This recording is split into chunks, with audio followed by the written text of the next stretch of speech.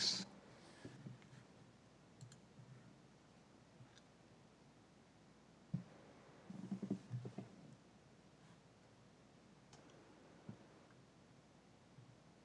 Okay, good.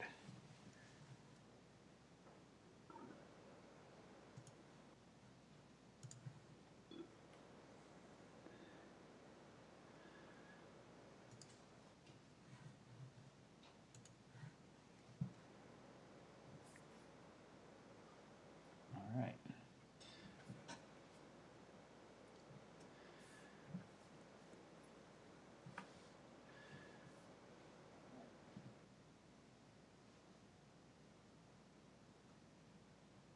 Appears to be working.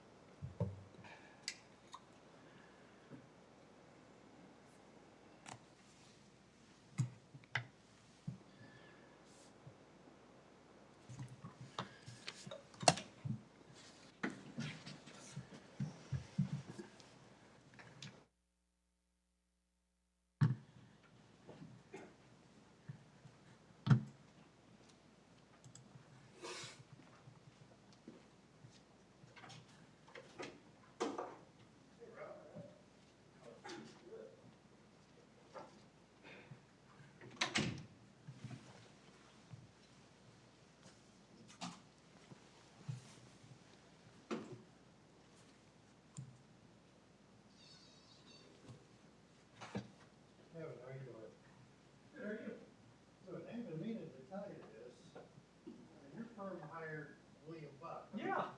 Yeah, I worked with William for years before. No way. Anyways, I just wanted to tell you, William's a good guy. I really enjoyed working. Where did you work with William? What else did you see? Okay. Yeah, I guess they laid him off and. I left. Well, I worked with William in 1989 and 90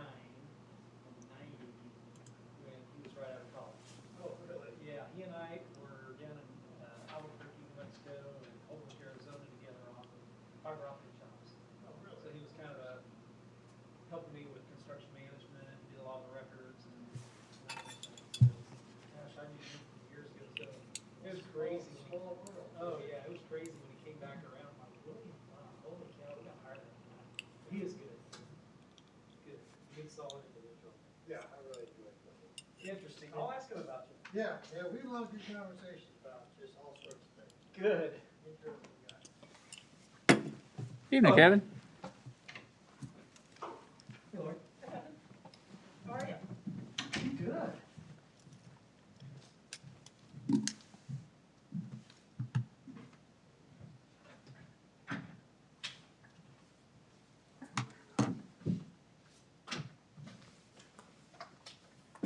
When I pulled up, all the buildings full of parking spots. I was like, oh my stars, everybody's here for that Johnson County Health Order. Oh, no.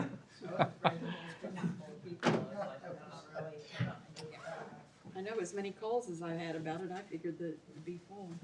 You have had calls? You I have? did have calls, just a few, but they were last week, not so many. I only had 2 today. Nobody's called me. Yes, sir. Great.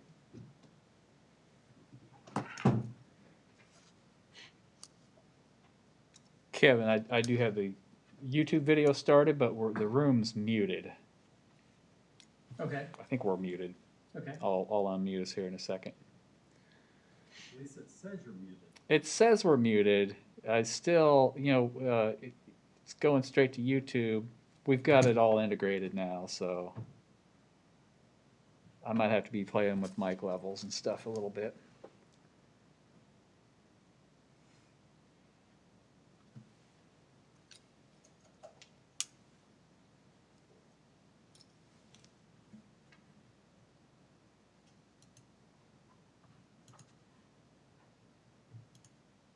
And Patrick is going to be joining us online. I think this is him here.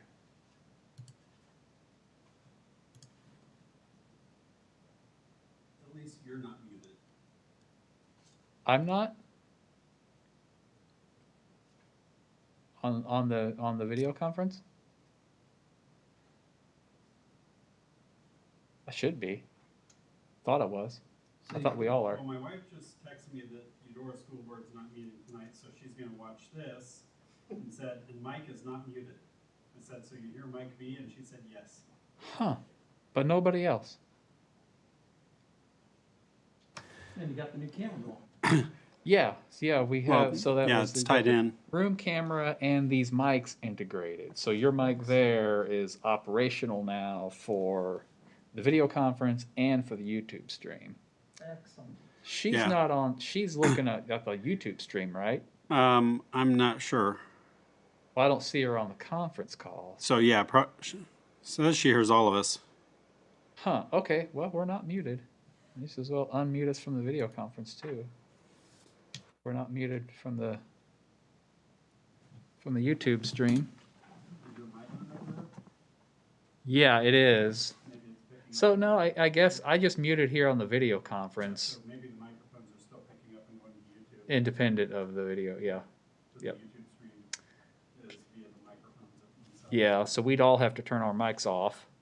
Do we need to have our device mics on for the meeting, for the go-to meeting? No, still your device mics should still be Still be disconnected. on. You'll still have feedback if you have them connected. Now make sure these are on, because these mics will pick up for the GoToMeeting and YouTube. Yeah. So they That's need right. to be on all the time now. That's right. And I think honestly, I think that little mic on the ceiling does a darn good job. If you're off, we'll still pick you up. Okay. I wonder why we're short mics. Well, we had one that was failing. It was causing static, so they took it and they're gonna find a replacement. So yeah.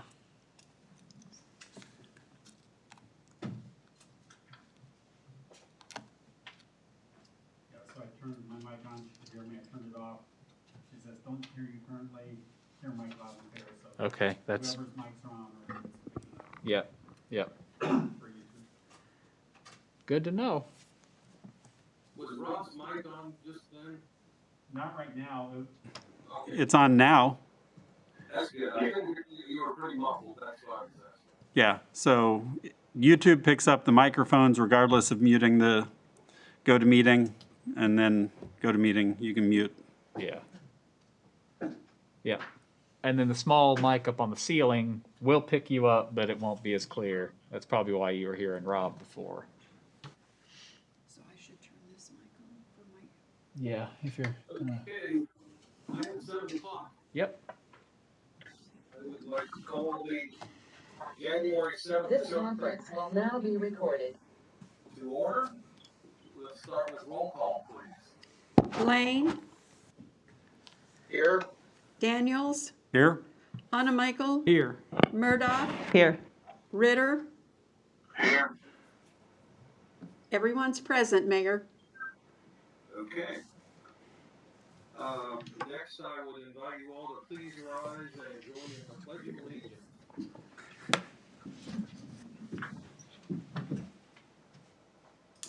Pledge allegiance to the flag of the United States of America and to the republic for which it stands, one nation, under God, indivisible, with liberty and justice for all.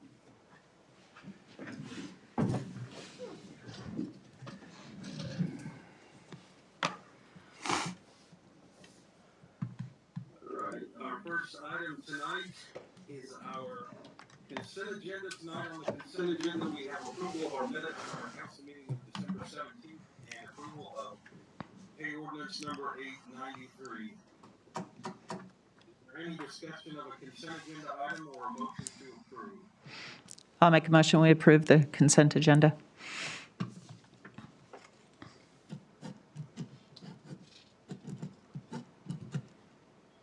Anybody want a second? You guys sleeping? We have a motion by Councilwoman Murdoch and a second by Councilman Hallmark, is that correct? I think that was Danny Lane. That was Lane. Okay, sorry. Roll call, please. Hanamichael, Yes. Daniels, Yes. Ritter, Yes. Lane, Yes. Murdoch. Yes. Thank you, council. Motion carried. Being that way in this meeting, I figured I'd wait to second it, but Okay, so that brings me up to a point to remind, since I'm remote and we have Kevin and Annie remote, I'm gonna remind us to,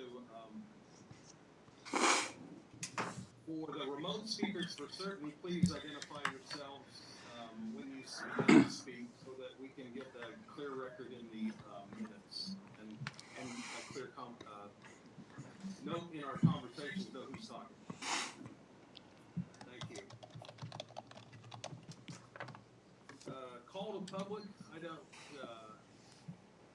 know that, I don't see anybody on the meeting. Is there anyone in the audience to address the council? No, sir, there's nobody here in the room. Okay, then I'm gonna dispense with reading that, and we will not do our call to public tonight. So item 3, old business, we have none. So we'll move to 4A, consider agreement with Johnson County for health order enforcement. Yes, council, I'll introduce this one. You're aware, it was back in November, the Board of County Commission passed a health order relating to COVID restrictions in the county. Their general provisions require physical distancings between individuals in public spaces, limits on gatherings, and large-scale events. Enforcement of that order is only allowed by the county in areas that are not incorporated into cities. So the county has drafted agreements for all the city's considerations that would allow the county codes department to enforce that order inside corporate limits of the cities. We're pretty late in discussing this, bringing it up. At this time, all other cities in Johnson County have approved the agreement with the exception of Edgerton, Shawnee, Gardner, and Spring Hill. So it's on the agenda for tonight. The health order actually expires at the end of January, and it's not clear whether it will be extended or in what format it will be extended now. So if we wish to allow the county health department to enforce the order within the city limits of DeSoto, we would have to enact or have to enter in the agreement that's attached to the staff report as Exhibit C. So if you wish to do that, make a motion authorizing the mayor to enter that agreement. And I'll stop there. All right, thank you, Mike. I got just a couple of questions. So maybe I'm uninformed. Do we know if we have had any compliance issues with any of our businesses here in town? We, as of, and it was before Christmas, but we haven't had any direct complaints to City Hall that I know of. The county has a hotline that you can call. And as of just before, actually it was on the 30th, I checked with the county to see if there was any complaints from DeSoto businesses, and they said that they had not received anything on their hotline or otherwise to their knowledge that was a complaint. Now, that doesn't mean that we're completely compliant. It just means that there haven't been any complaints as of that time. I think it was December 30th. I will say, Mayor, I've noticed it in one business in particular in DeSoto. Failure to wear masks or? Yes, by staff.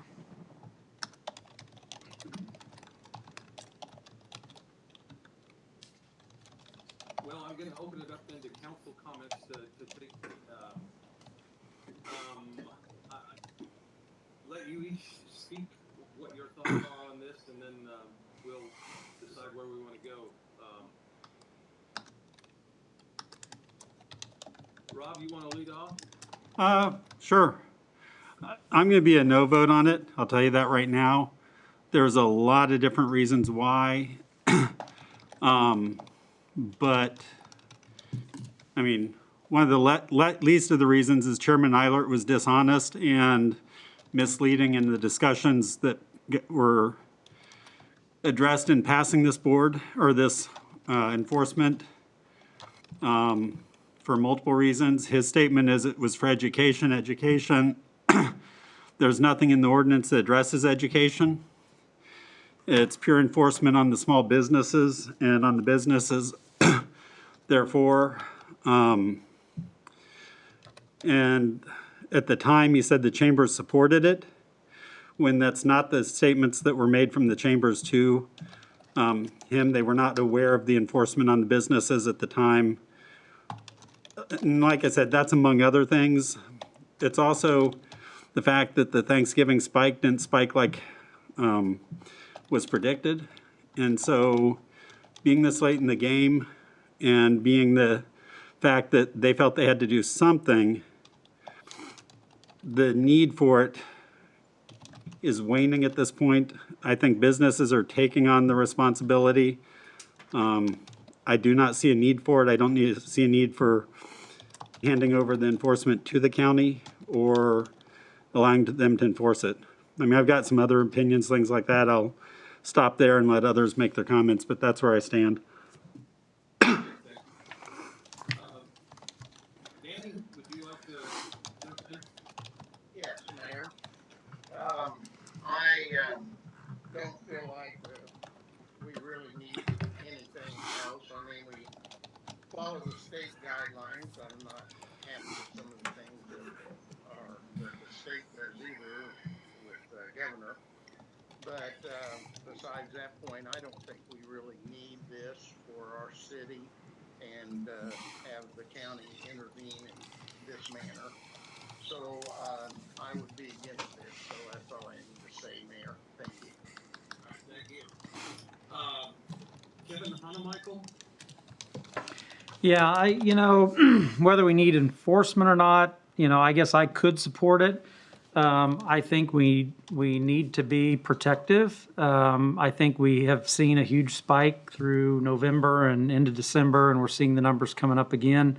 I know it's affected employees in our business, which isn't in DeSoto, but we got to get this thing under control. It's not getting better.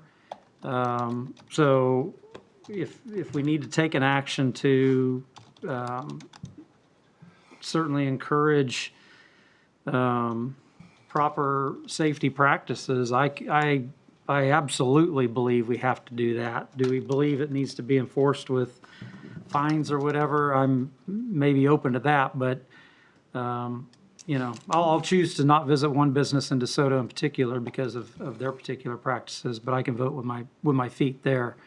But if we don't, if we just leave it up to individual opinions of how they should protect other people, I don't think that's working, and I think that's why we're seeing increased numbers. So I support increased health safety measures. Kevin Ritter? Yes, sir. Thank you, Mayor. I'm not in support of this particular action. I do, although, think that we should encourage all of our citizens to take the proper precautions that are out there as far as wearing masks, social distancing, washing hands, all the things that the guidances have given us. The main thing that I'm opposed to this is that I feel if we're going to enforce some sort of ordinance like this, that it should come from within our own city government, and we should have our own enforcement piece to it, and not allow or rely on the county to come in and just pick whatever small business they want to go into, and then also keep all of the revenues from that those infractions that they might cite. But again, being in the medical field, I hope that most folks out there are taking all the precautions and doing the right thing. I know there probably are some that are not, but I don't believe this is the correct manner for us. I think if this is something that we seriously feel as a group that we want to deal with, we should be doing it with our own. That's all. All right, thank you, Kevin. Lori, you have to weigh in. Sure. So when I was going through this, a few times as everyone else has, I truly believe it is something that needs to be enforced. I wasn't sure that at this point in time, whether it was our city using this particular one or not, is it necessary or not? I don't know, because I'm, go to work and I go home, and so I'm not anywhere else in the community much to see if people are enforcing or not. But there is a rise in COVID in our community. I have seen more of it in the last 2 weeks than I have seen, and it's everyone. I talked to a lot of people in DeSoto, and a lot of people have had it. And so I really feel that we need people to understand the severity of it. It's not going away. It's not going to be gone by summertime. So this is going to carry over, and it needs, we need some lockdown on it. So, we are part of Johnson County. In my opinion, Johnson County Board of Commissioners has chosen this for our county health. They're the ones that are enforcing it. They're the ones that are making those decisions that come down from the state to the county. And yes, we can enforce our own if we have staffing to do that, if we have authority, everything that we need to do that. We use the sheriff department to enforce things. So do we want them to be handling this situation, or, when we already have somebody in place that can be doing the exact same thing, the exact same rules, that doesn't seem to make sense to duplicate all of that to me. So coming in for me, I would have voted yes because we needed it done. Am I pushing it as the top priority of mine? Not really, but that doesn't mean I don't think things should be enforced. I really think they should be. And, if we have enough people in our community that are not following the rules, then yes, they should be following the rules. And if enforcement is part of that, I would say that's what we need to do. I don't think we just need to let it slide because, we're a small town or anything else that goes along with that. So that's really, my opinion is, I would have said, yes, we need to enact it so that enforcement has something to stand on. Danny or Kevin Ritter, Councilman Ritter, I understand your point on it as far as us doing it on our own, but again, I just don't really see a reason to repeat something that's already enforced just to be able to get the fees out of it, because it's not about the fees. It's about the safety of our community, and I think we owe it to our community to make sure that we've done everything we can to keep our community safe, and it is not right now. And I'll just end it with that. Hey, Mayor, if I could, Councilman Murdoch, I'm sorry if you misunderstood the way that I said it, or if I did say it wrong. I wasn't going after this for us to do it for the fees. And I do think that there is a rise, but I just don't think this document is going after everything that's out there. They're only going after very few specific things, and they're not looking at any of the large group stuff, and they exempted a lot of those areas. So the fees were not a concern of mine. I just think it was something that I thought we should discuss as a group at our own level, in our own community before it was just brought to us from the county. And to go to the state, if this was such an urgent thing, then the state should have mandated something and brought this down. They pushed this off to other folks, and I don't think that's the right thing to do. But I do think people ought to take the precautions to protect themselves. And, if I might add, part of the rub becomes, it's not just protecting yourselves, it's protecting others. And by people choosing to not protect themselves, they make a choice to not protect others. And that's where I think we need to at least be much more vocal about individual responsibility, not just individual choice, but protecting the health and safety of those around us. I always remind people that are around me, remember, when you're around me, you're everywhere that my 17-year-old high school senior has been, and you're around all of his friends. So remember that. So it's not just about protecting yourself, it's about protecting others. and we've talked about seeing a rise in the community, and there is a rise in the community, but according to the Board of County Commissioners meetings, according to the local health departments, according to the Kansas Department of Health and Education, the rise is not anywhere where it was predicted to be from the post-Thanksgiving, post-Christmas spikes that are up. And while we've had the need for, and still have the need for awareness and people to take personal responsibility, this has nothing to do with people's personal responsibility. It's on the businesses. And most every business, and I've been out and about in DeSoto, I've been out and about in Shawnee and Lenexa, a number of other places, and most businesses are taking the precautions and are taking what they need to do, and they are doing it. And that's been part of the reason why the spikes haven't been at the levels that they were predicted, as well as the numbers are coming down some, according to the health departments and to our local health doctors and directors. So the means and manner in which this is done, I don't think needs to be done. I don't think it's effective. The statistics on how it's been used already are minimal to none, to where the ordinances that have been passed, whether it be the mask ordinance by the governor, which is supported by the county, whether it be the ordinance that they're trying to enforce with this, they're still in effect. They're still raising the awareness that the businesses need to be taking the responsibility and people need to be taking the responsibility. The manner and means in which this is attempting to be enforced is not what I believe is needed. If the Board of County Commissioners felt that necessary, they could have used actual other means of enforcement other than using codes. And they've got the means and tools to do it.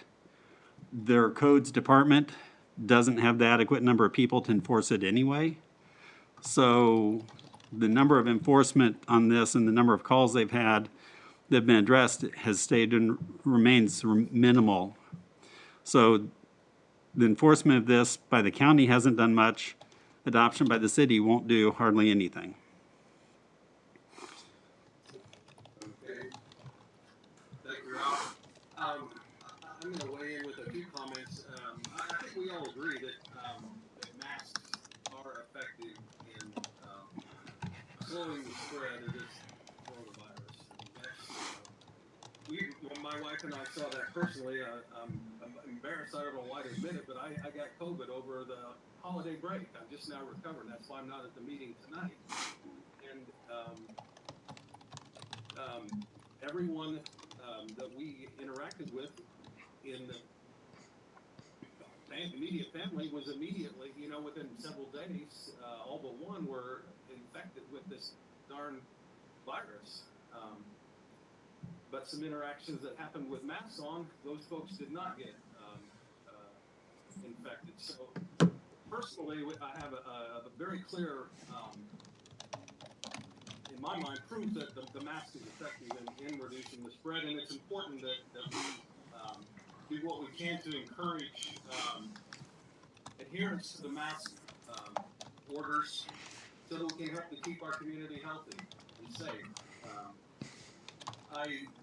I am a little troubled by this particular action, in that it puts the full onus on the businesses, that the fines would only apply to businesses I think the folks, a lot of, we as individuals make choices whether or not we're going to wear that mask and whether or not we're going to, protect those around us. And that action is not part of what's being enforced with this county enforcement order. So, I mean, that's one thing that probably bothered me, that it put the whole onus on one side of it, with the businesses to comply. If you're trying to comply and you still have people that come in and choose not to wear a mask, you could still be subject to the fine, even though you may, as a business, be trying to do your best to enforce the mask mandate. So I guess I'll end my comments there. And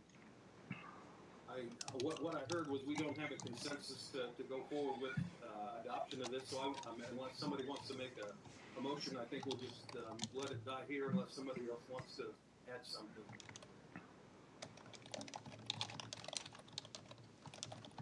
All right, hearing none, we'll move on in the agenda. Item B, consider bids for demolition of structure at 8225 Delaware Street. Yes, council. Patrick Reevy is on the teleconference on phone, so I'll let him jump in if, to add some clarity to the recent order. But this is the issue on Delaware Street we've been dealing with since the fall, actually since last summer. We've had numerous hearings. We passed numerous resolutions on the issue of the unsafe structure at the property. The next step in the process was a judge's injunction, which did come down and was finalized earlier. I believe it was this week, earlier this week, that does enjoin the resident there. Actually names 2 individuals and prohibits them from residing at the property. Does not specifically prohibit them from being at the property or visiting the site, but does prohibit them from living there. So the next step would be to get bids to demolish the structure. We have done that. We've got 2 responsive bids. Mike, real quick. Yes. That would include living in a trailer on the property? Yes, it does. Okay. Yeah, it does.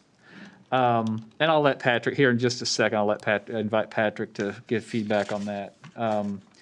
The lowest bid we got was $10,390. So the resolution Patrick's prepared, it accepts that as the low bid and then directs staff to proceed with the demolition in compliance with the judge's order, which does have a notification requirement to the 2 individuals which are being enjoined. So, Patrick, I'll ask you to chime in with anything I missed on that, any clarity that needs to be had. No, thanks, Mike. You covered it pretty thoroughly. I would just note to the council that we will need to work with, the sheriff's department in making sure we get, the defendant notified that we're taking this action. I mean, I think by now they know that, but particularly as far as getting any belongings out of the structure that they want to keep before the demolition, that's something that I'll include in the notice to them. But in response to the judgment, I had to be somewhat a little careful. We couldn't, have the judge completely exclude the defendants from the property, altogether, because that would be construed as a taking of the property. So the judgment is very specific that the property cannot be used as a residence, whether that's in the dangerous structure or in the trailer that's on the property. And the judgment does include that they have to remove that trailer. So we'll include that, all of that in a notification. And, if they don't move the trailer, then, we'll probably need to incur the cost to have it removed from the site. And as we've discussed before, I think moving forward with this, we probably should assume that we'll never see any of this money that we're spending to demolish the structure and make the premises safe and secure. There's also, Johnson County has also recently sent a copy of a tax foreclosure action that they are taking against the property for delinquent taxes. And as part of that suit, it shows there's a lien on the property from Ford Motor Company for, I think, around $30,000, and there's one other lien. So this property has lots of liens on it. So it's pretty clear that despite the statute allowing us to proceed, to collect that money against the property, that's probably not going to happen. So with that, I'll stand for any questions you have. Okay, any questions for the city attorney regarding this? Or comments? Yeah, this is Lane. Yeah, I have one. Okay. Patrick is, I know that you know, in case this property on down the line, something happens or something, can we still attach a lien to it in the amount of the cost of demolition? And you know, whether we get it or we don't get it, at least we got our hand in there. Yeah. And this is Patrick Reedy, the city attorney, speaking. In answer to your question, once the property changes, if the title to the property changes, everything is off the table. So no, we could not. If the question is that, you know, let's say a few years from now, someone rehabs the property and you know makes it a productive piece of property, we would no longer have lien rights once the title changes.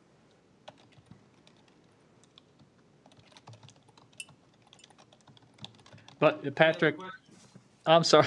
I'm sorry. This is Mike. I have one for Patrick. Sorry. It's my understanding we will go ahead and put a lien on it if we spend the money, but when it goes for tax sale, we're not going to get that back. And after the tax sale, that's when you're talking. The slate gets swiped clean there on all the liens at the tax sales. That's correct. That is correct. And Okay. yes, we will follow the procedure to have a lien on there. Just once it goes through the tax sale, our lien is going to be, you know, subordinate to these other liens. So yeah, we likely won't get any money on it. But yeah, we'll follow everything to have the lien on the property. So yeah, we'll make sure we do that. Okay. Mayor, I just want to ask one question. This is Murdoch. So, Patrick, the people that are living there now, or not living there now, but had lived, Majel Gardner, and she, at this point, hasn't been notified of it, but what time frame will that happen, and how much time are we planning on allowing her to get what she does want out of the place? And I assume that would need to be supervised. Do we coordinate that ourselves, or with the sheriff, or with the fire department, or how would that all be handled so that, you know, she has the time that she needs to be able to get what does need to be taken out of there? Because, you know, that could be kind of a big process, especially if you don't have somewhere to go with what you're trying to remove from the premises. Sure, this is Patrick again. The resolution that you previously passed requires a minimum of 10 days notice, but certainly, you know, we can give her more time than 10 days. And when I mentioned about the sheriff, I just meant, you know, making sure we get that notice in her hands. My understanding is that she may be living at Clearview City now, so we'll need to figure out where to get her that notice. But really, as far as her removing the content, you know, we don't really have, I guess, the authority to supervise that, you know, what she's taking out of there. That's kind of on her. But really, the only involvement we would have, you know, with the sheriff would be if we have a reasonable basis to conclude that someone is still using that property as a residence, then we would enforce the court order, and the way that would be enforced would be having the sheriff remove, you know, whoever's using the property as a residence, remove them from the premises. And that's what, you know, a month or so ago when we talked to the sheriff's office, that was kind of the hurdle that they viewed, that they really couldn't be of much help because there wasn't a court order giving them the authority to remove people from the property. But I'm open to any suggestions that the council thinks, you know, as far as an appropriate time period for her to remove the content. Well, Patrick, would that be something that should be part of this resolution or something? I mean, I'm just concerned that, you know, we're going to take 10 days or however many days to get it presented to her. But, you know, want her to have fair amount of time to get stuff out, but not overdo it, that this drags on and on. So I kind of feel like we should have some kind of a time frame of how many weeks or days that we feel is appropriate for her to get things out. I'd hate for us to, start a demolition and then, us look like we were the bad people and didn't give her time to get whatever she needed off the premises. So I just kind of feel that whatever we're giving her, we should have some kind of a time frame on everything has to be out at this, when it's in black and white on paper and part of a resolution or part of something that would be a lot more, safe for all of us as far as, what's going to happen. Because, this is a very difficult situation, I think, and everybody, hopefully feels the same. I mean, this was a home that's no longer there, and, it still probably has possibly some of her stuff in it. And so I just feel that we should make sure that there's some time frame, if that is feasible, to either add to this resolution or do something different in a way that we would have that to be able to give her.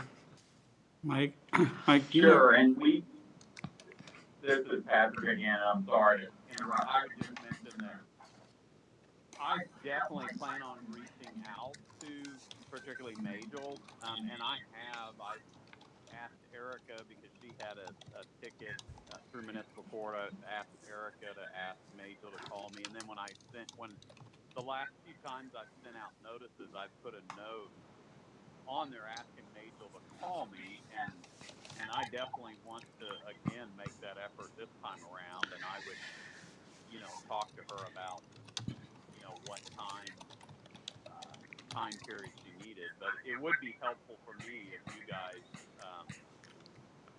can give me direction on the maximum amount of time that you would be comfortable with, and I can work within that parameter. And since it is a resolution, yes, you can add that just by motion. You don't have to have the exact verbiage. You can just, by your vote, indicate that the resolution will also reflect that the defendant or the property, the occupant or the defendants in the case will be given a minimum of X amount of notice. So I hope that answers the question. Yes, thank you. Mike, do we know from Steve Chick's inspections and actual going through the house how much stuff is actually in there? Is there a lot of stuff, a little bit of stuff? I can't say that for sure, Rob. I know, of course, immediately after the fire, it was the house was full of contents, but I do not know the state of it now, and I haven't talked to Steve specifically about that, but I don't think anybody with the city has been inside the structure since shortly after it burned. Is the structure safe to enter? Well, part of what Steve's determination was that it's not safe to inhabit. So there might be some correlation there that it might not be all that safe to enter as well. So I couldn't say for certain what if we could say it's safe or not, even to be inside. By allowing a window of time or suggesting that someone might take the opportunity to remove their contents, then we are inferring that we're okay with them going in there to retrieve their belongings, even though it may not be safe to do so. This is Kevin Hanemichael. So might we want to, I agree with Lori, give them appropriate opportunity. I think we also run the risk of this dragging out too long. Maybe rather than it being in the resolution or in the form of a motion, just direction to staff to adequately coordinate with the property owner to give them opportunity to remove any personal belongings, provided, however, that it be determined to be safe to enter on their own, that they're responsible for their own safety in doing so. So maybe staff direction more than a motion or part of the resolution.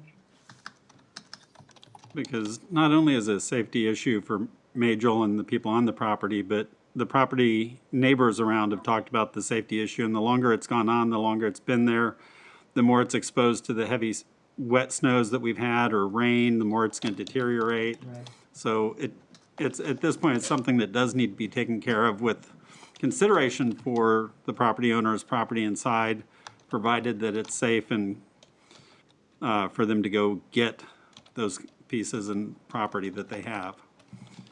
And agreeing that that shouldn't have to drag on too long, because there's been plenty of opportunity to know that this is coming. So I guess this is Kevin Honemichael again. I guess I would ask Patrick and Mike, do you feel like you've heard sufficient direction from the council to relay that as a way to proceed without it being as part of the resolution? Well, This is Patrick. I do feel that, yes, I think that's an appropriate way to handle it. I would just like to hear from you guys on, you know, how much time is just too much time in your mind. I mean, if the request was 90 days, is that too much or? Well, this is Kevin. I guess I would ask. Unfortunately, I don't think, Major, despite, you know, I've reached out, you know, and the notes I've given have been in a helpful, you know, that we want to, you know, I want to work with you. This isn't, I understand she's in a bad situation. And so far, I've never gotten any response. So I'm afraid that may be the same thing happens this time around. So my quick question that kind of ties into this, the contractors that we would be agreeing to, what was their time frame as far as being able to get to it? Because, I mean, if they're a month, 2 months from being able to get to it, then that creates the time frame of itself. If they're at the point where we can start tomorrow, then that also affects what we might decide. yeah, sure.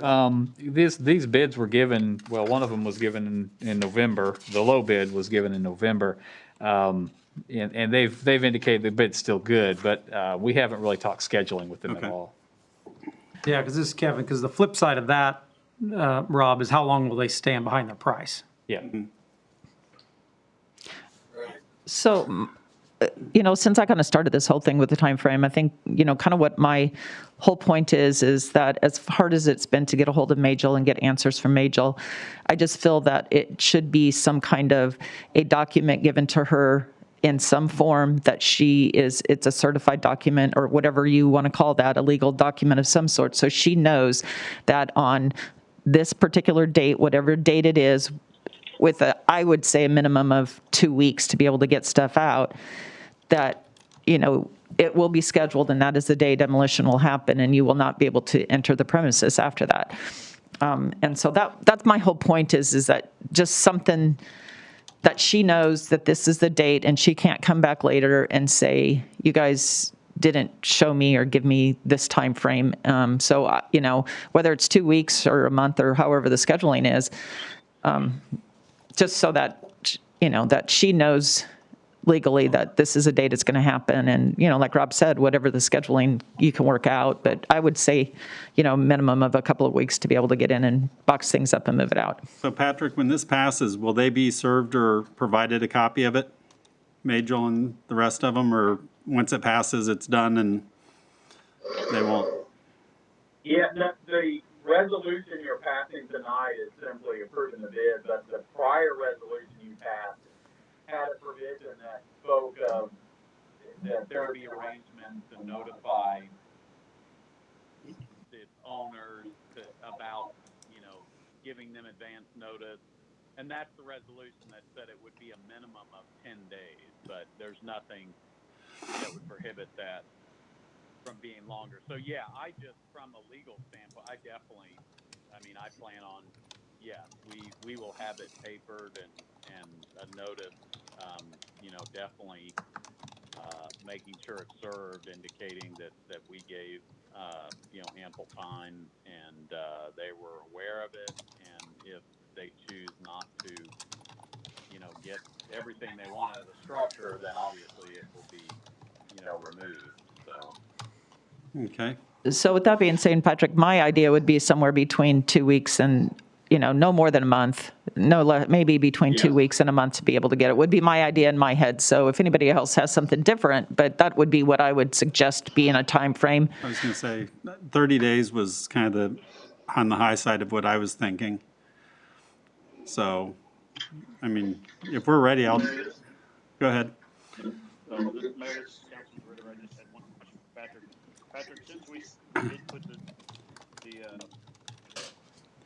the notice on the door that it's unsafe to enter, should the person that retrieves that stuff, should we have them sign some sort of liability statement that says that they're entering that structure under their own liability, and that because we said it's unsafe to enter, so I don't want to come back and.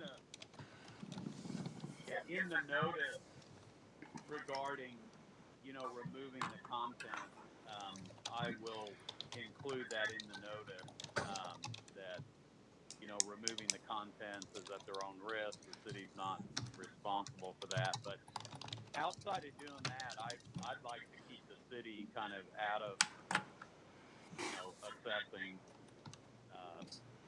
whether it's safe to enter to get the content.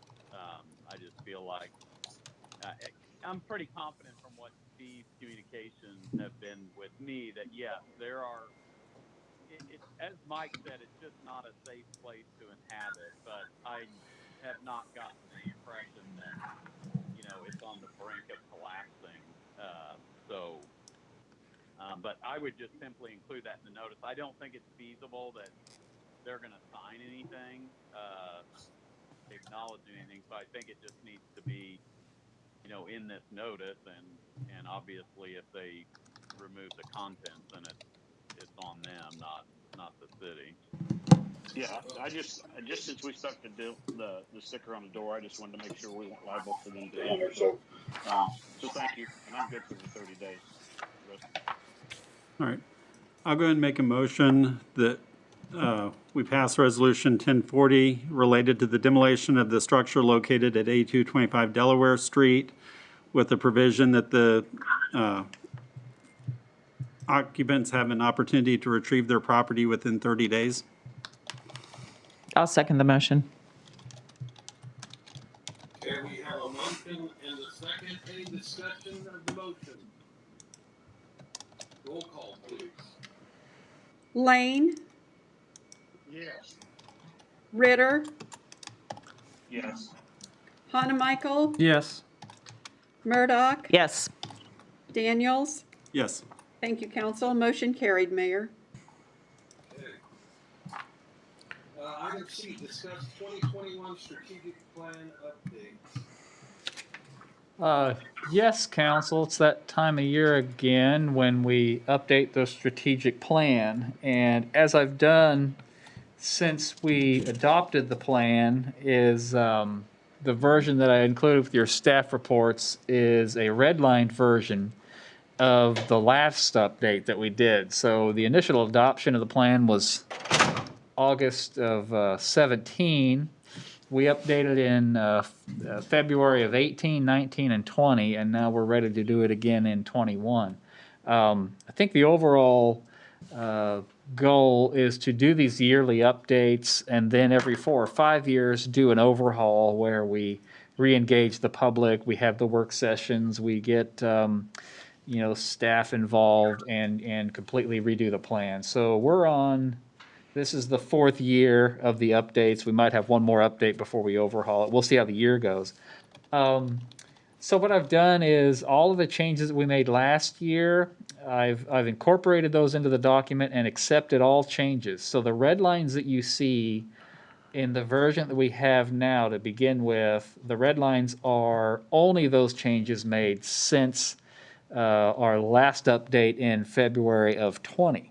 So for tonight's purposes, I hadn't really intended to go through this document and read to you all the red lines. I can skim through some of the larger ones, but mostly I kind of want to get some feedback, some kind of blank page sort of feedback on you or from you related to any of your thoughts on these existing goals that could come off or new goals that we need to implement, any other changes that you don't see on here that we need to talk about.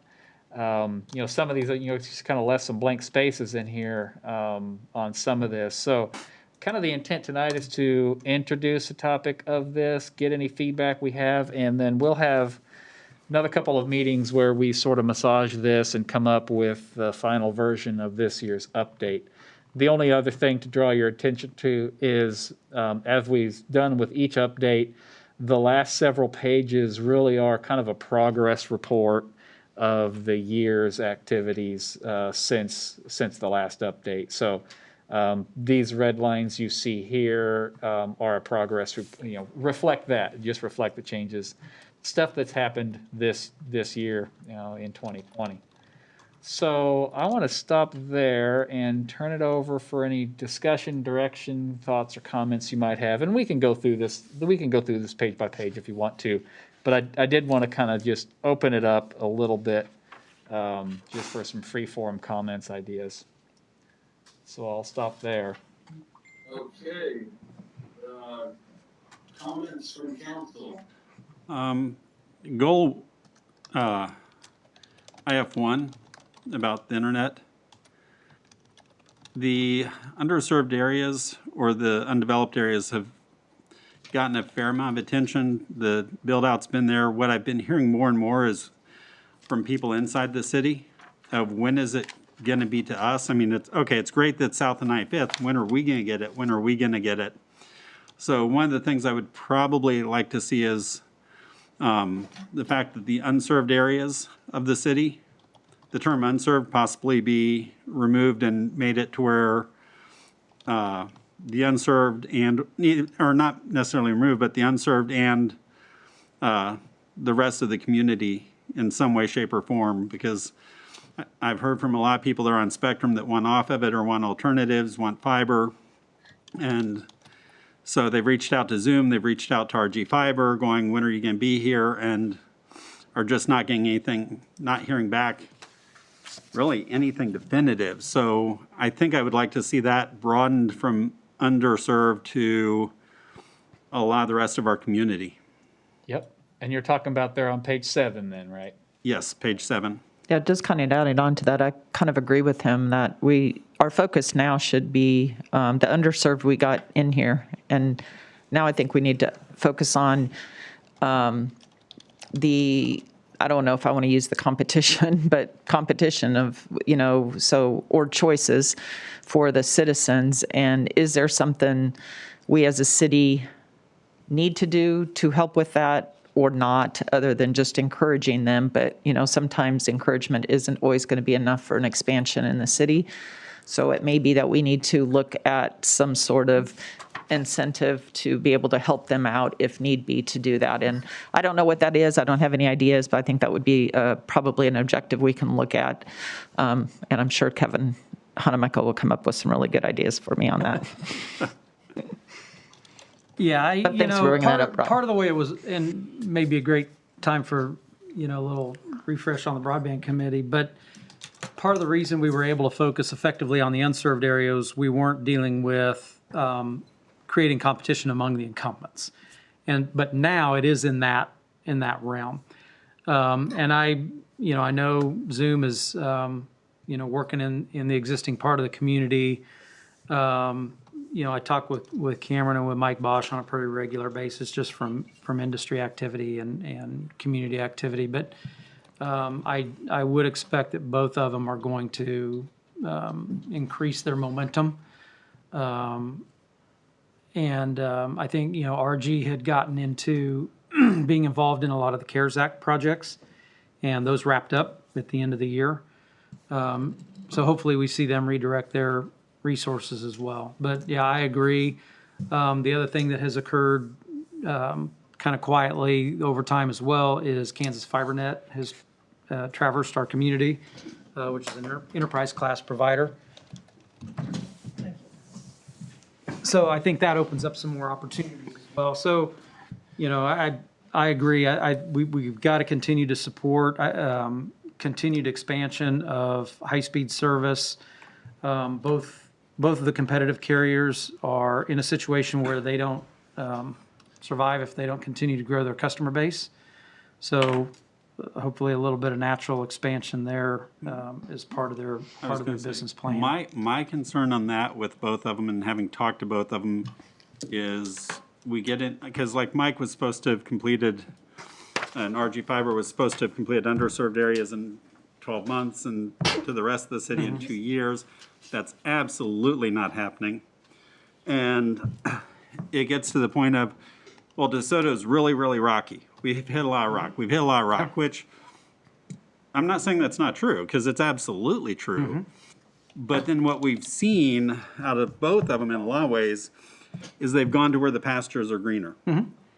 Where, okay, it's costing a lot to build it out in DeSoto, Spring Hill, these other areas, and there's CARES money. We even saw it with RG Fiber during the 12 months where, oh, I'm going to go do this real quick, and then that caused delays and problems to where we hope they build it out. We hope they come back and be competitive because there's somewhat of a market here. But if the cost of getting it through the rock is still high, and they keep chasing the greener pastures in other cities and expanding elsewhere besides here, then that doesn't come back to meeting our goal of seeing our community get fiber. So, and I mean, I agree with you.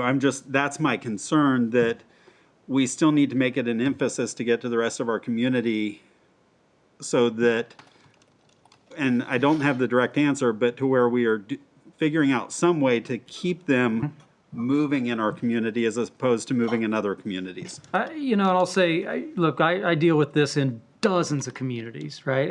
And part of what makes communities successful in the deployment of competitive broadband service and fiber service is the cooperative nature of their governing body. I will tell you right now, there's nothing that'll turn a carrier off faster than to start trying to go after them with a stick or try to start making demands. And in part, it is helping to encourage them get customers on board. It's to help encourage ways that we help spread their message. And it's also helping at that point to make sure that we're not alienating the incumbent, because that will get us in trouble. So I'll tell you, just from my experience, the way that it works is not by creating demands, but by being cooperative and by helping to build business with them. And that works, and it works successfully in other communities, and it will work in our community as well. Well, and that's where I'm not opposed, and I think Lori touched on a little bit of, I mean, I understand the challenges here. My concern is that they chase the easier projects. So at that point, I think we need to keep this up high as a goal that we need to achieve for the rest of our community. And if that means we start looking at ways to, or carrots, or ways to work with them. I'm not saying stick, I'm saying we need to keep this up there to make sure that it keeps happening in our community, as opposed to, we talked about it and they keep expanding elsewhere. So figuring out some way to work with them, incentivize them, or do something to keep the project continuing to move and continuing what the good that's happened here in our community, some way, shape, or form.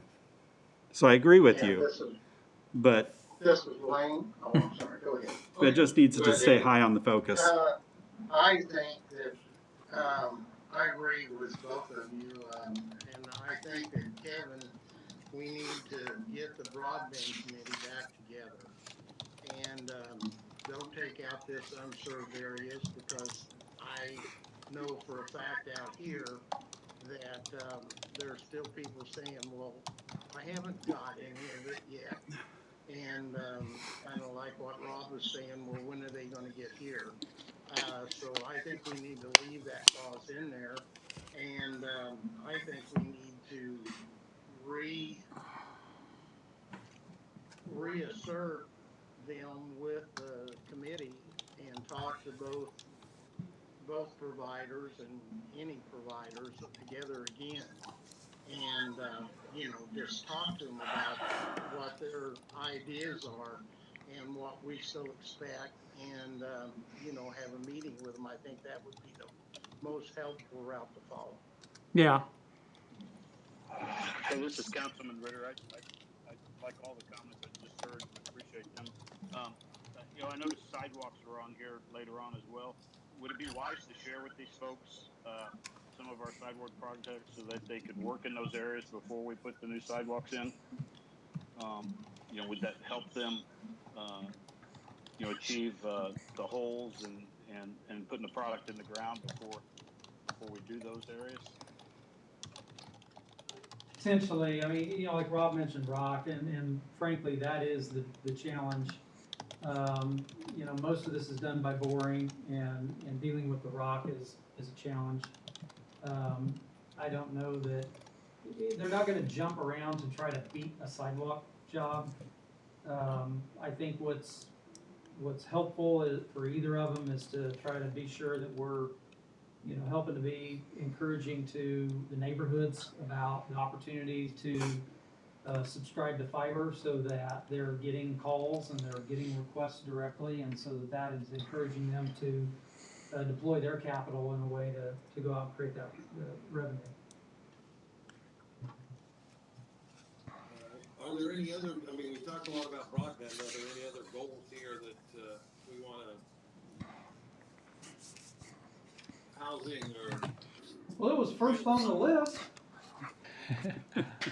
But yeah, bringing that up, Mayor, I think housing is always something that should be on the top of our list. And I think of that as kind of coming from an economic development side also. Just always keeping in mind, and I'd have to read through this a little bit more, but the housing matching up with employees to be able to fit the large businesses that we have in town that are needing employees, and just making sure that as we're growing our housing, we're also trying to find a way to consider, I'm trying to stay away from using the word affordable housing, but housing that is affordable for people that maybe work in areas of DeSoto that are more of a, the manufacturing salaries that are not quite as high as some of the newer houses that we've had. Granted, I love all the new houses that we've had, and, the tax base of those, and, everything is wonderful with that. But we've got to keep up with some of them that are maybe not quite in the dollar frame, but that's also hard when you need to have a place where such homes go. So just something I think we really do need to keep up on and keep looking at. And then the other area that I also was just noticing going down is, as you go down the list, before that was the downtown, revitalizing downtown, and maybe just that had a number one priority on some of that, and number 1 and 2s. But last year we talked about maybe just some simple things going on down there, and I don't think we ever got to that. I don't remember even where the conversation went, but maybe pulling out those notes on what we had talked about and maybe revamping them. And What page are you on? Sorry. Housing's, or downtown's on page 10. The bottom of page 10 is revitalize downtown. So that would be the another area. The last one that I would just make comment about is, the trails. They're pretty high up on there too, and glad to see that we have that in there as far as continuing to work on the trails, since that seemed to be the priority when we tried to get the referendum passed, and it didn't. That seemed to be from the survey what people did like about it. So that's good too. So I think you put a lot of good things in it, Mike. I'm sure I'll keep looking at it and keep coming up with ideas and information. Mayor, this is Kevin Honemichael. I think it's one of the kind of the broad comments I've got is, as we are looking at the southwest area for the kind of the broader economic development opportunities and how that weaves into infrastructure investment to promote economic development, it kind of needs to be realigned among a few different areas, which includes the housing component talks about developable areas. The infrastructure plan talks about sewer and roads and water. The incentive policy, which we've worked our way through. I think that we're just gonna have to look at how those different areas sync up in consideration of this master plan for both infrastructure and land use in the southwest part of the community. Okay. Mike, what else? Do you need more direction tonight? I'm gonna be be honest, I did not read through this. When I get a lot of lines, especially when it's marked in red, I have trouble focusing on it right now, so. Oh, I okay. didn't read the document. All right. Would another color help you, or just another week or so of recovery? Okay. Yeah, I didn't have anything specific really. Yeah, I thought I put in there in the red lines what I thought the changing goals and objectives that have occurred over the last year. Stuff we've done is easy to check off the list, but the new stuff, I think, primarily as we go into the next council meeting, I've got some notes and we can tweak this as we go. But as we go into the next council meeting, maybe if you have sometime between then and now, have a look at the new stuff I put in, really, because I'm kind of going blind there a little bit. But other than that, I don't think we need a lot more. I think we can make good progress with the feedback I've already got. Well, and Mayor, this is Kevin Honemichael, and I kind of had a question on the flip side, and that is on the minutia of it. I presume we didn't want to spend a bunch of time going through little things, but would you suggest that we just individually either provide our input to Mike or get our questions answered to Mike on things like, I put a question mark out by working with Rural 7 on future service boundaries. I'd put a flag by the one on social media that we've made progress there. I've got, the downtown reinvestment. Would you suggest we kind of feed that all to Mike, or do we want to discuss those as a group? Some of that is probably good to bring up as before the body. So I guess I would encourage, that we would probably, like the Rural 7, I think we probably all want to know how that's coming. Well, I guess maybe between now and the next meeting, should we all make a point to at least flag up those areas that we want to discuss to Mike, and then he can find the common threads? Right. I would agree. Yes. That way we're more productive in our group meeting time, and Mike can be prepared to address those areas that we've got questions about. So Okay. on that as well, my goal EX3 on page 16, promote and implement new incentive policies. Pretty much that whole thing's redlined except for coming up with incentive policies. So is that an area where you're looking for basically almost an overhaul of what do we want to do here? Well, yeah, more or less, it's a goal that we've achieved. Okay. So it's kind of off the list. I reword it. We might just strike it out altogether. But Is it I think strikeout, or is it what's next? so. And do we want to keep it as a goal? Yeah, well, good question. The goal now is, as I have reworded it, is just, hey, we've got it now. Let's go implement it. Okay. So some objectives on how we might do that, Yeah. Would be what we could add on. So I think, not to kind of step in and say what we need to do here, but for this part, what we're doing is more of remember what this is. This is where we have ideas, we have goals, we have objectives. Things like the water 7, that's kind of like, Mike, give us an update at the next meeting or something on where we're at. That doesn't really need to be, your question is more direct at that specific thing, not necessarily how it falls into this plan. So it seems to me that any ideas that we have by going through this over the next week or two, sending those to Mike so he can implement them in, and then we can all look at that and say, no, we don't like that, scratch that off, or yeah, hey, that was a great idea to leave in there. Does that make sense? Mm-hmm. Yeah, I agree. Yeah, that'd be very helpful. Yeah, just any and typos, all the little stuff. Yeah, get it to me so we can get that polished up. And if it's just updates we need, we can give updates too. Okay. Okay. All right, then we're going to put this one down, and we'll move on to the next item, which is discuss 2021 CIP update. All right. It ties right in with the strategic plan then.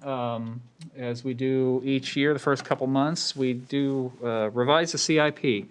And what the goal is to revise the CIP in time to start our budget deliberations. So believe it or not, this year we're going to be talking about 2022 in the budget. So as we do each year, we have a version of the CIP that is included in the budget. So Before I forget, we do have hard copies of the 2021 budgets available to you. I put them back here in the council room in your council boxes. If you want those, we've distributed them on the PDF before. They're on the website, so you can get it. But all that is to say that a version of the CIP is included in the 2021 budget. We have since there's since been changing conditions. We've made some changes, some priority changes to that budget document. So I thought the first thing that would be helpful was to get a current version of the current 5-year CIP.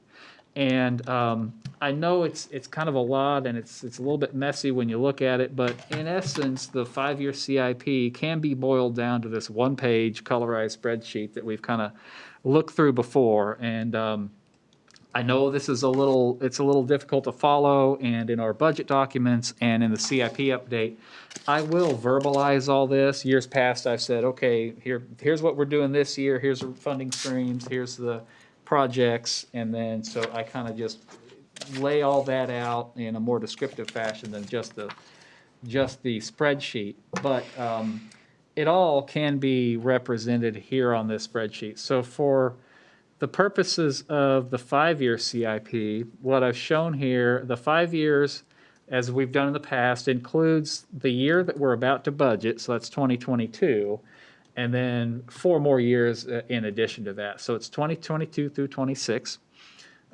This version has budgeted and projected for 2020, budgeted and projected for 2021, and then 2022 on out is just projected.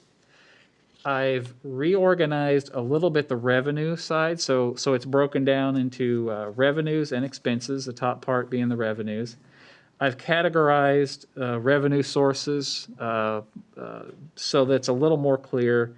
I've got reoccurring revenue sources are broken out from one-time revenue sources, and these one-times are grants or some other one-time funding sources that we get for particular projects.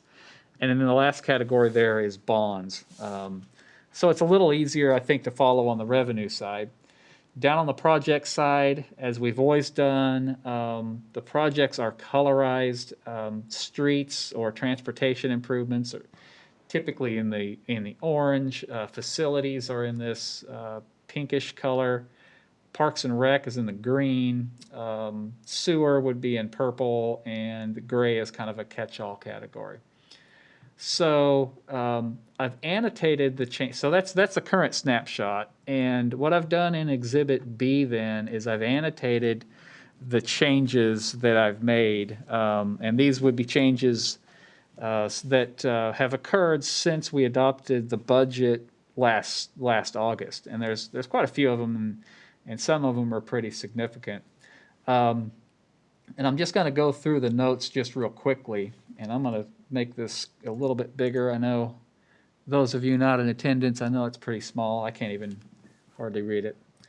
So the first note there on the first page of Exhibit B in the revenue streams points to this $1.5 million in federal STP funding. That funding has always been assumed in the CIP as a contribution toward the Ottawa Street project, and we were awarded that amount this year. So it's been formalized. So that funding will be in place, and we can now move forward with our plans for Ottawa Street. So that's good news. The next note there on that sheet relates to a benefit district for the roundabout project. So we're ready to go out to bid with for that project later this month. Again, it will be constructed over the summer. The funding plan for it has been bonds plus this $450,000 in assumed benefit district revenues. In this version, I've taken that out, and that's something we need to have a discussion on, kind of a policy discussion as to whether or not we want to proceed with that. Historically, we've done one other benefit district that's kind of similar to this when we put the traffic light in at Commerce in Lexington. we did do a benefit district for about half of that project that included those properties along Commerce Drive. Actually, all the way around. I think even Hutamaki was included in that. This would be a similar, I think, process, similar concept where the city at large would fund probably more than half, and as it is now, it would be more than half of that project, and the other half would be a benefit district that would be placed on the properties along 91st Street. So the biggest sticky wicket in all that is probably be the school district, would be potentially included in that benefit district. So that's definitely a policy discussion that we need to think about. We don't need an answer tonight, but it's probably something that we need to think about. If we're going to do it, we need to start that, implementing that soon. What's the status of the CARS funding on that project? It's been approved. I think we've executed the agreement for that. I think I came with that agreement before the end of the year. Yeah. So yeah, it's approved. It's approved for that. So, and I think it's up here, the funding somewhere. It's right below Yeah, it. it's right below it. Yeah, It's yeah, there. it's right below. Yeah, there it is. Well, yeah, if we just want to throw out observations on that one, when I saw it and read it, I thought, well, it's appropriate that it not really be a benefit district, because I think it benefits the community at large. And to put it on the school district, you know, I think everybody drives through the intersection of two major arterials. So it's not, you can't really say it's benefiting a specific group. Like if you put sewers in a neighborhood, that you can specifically say who it's benefiting. If you fix a drainage problem and solve flooding in an area, you can say it benefits a specific neighborhood or a specific area, or a specific watershed. But I looked at that, just reviewing it here, and I went, no, it makes sense that it doesn't just serve the people on 91st Street. It's serving everybody who passes through there. So I think it'd be appropriate that it not be a benefit district. But my thought on that, Kevin, is similar to that, but then there's that big piece of ground that they refuse to develop and we generate zero taxes on, that I would like to see in the middle of that benefit district, and that's that Olathe medical property. We need to be, I mean, if they're gonna sit on it, I would love to just be able to collect the benefit district tax on that and help pay for that intersection.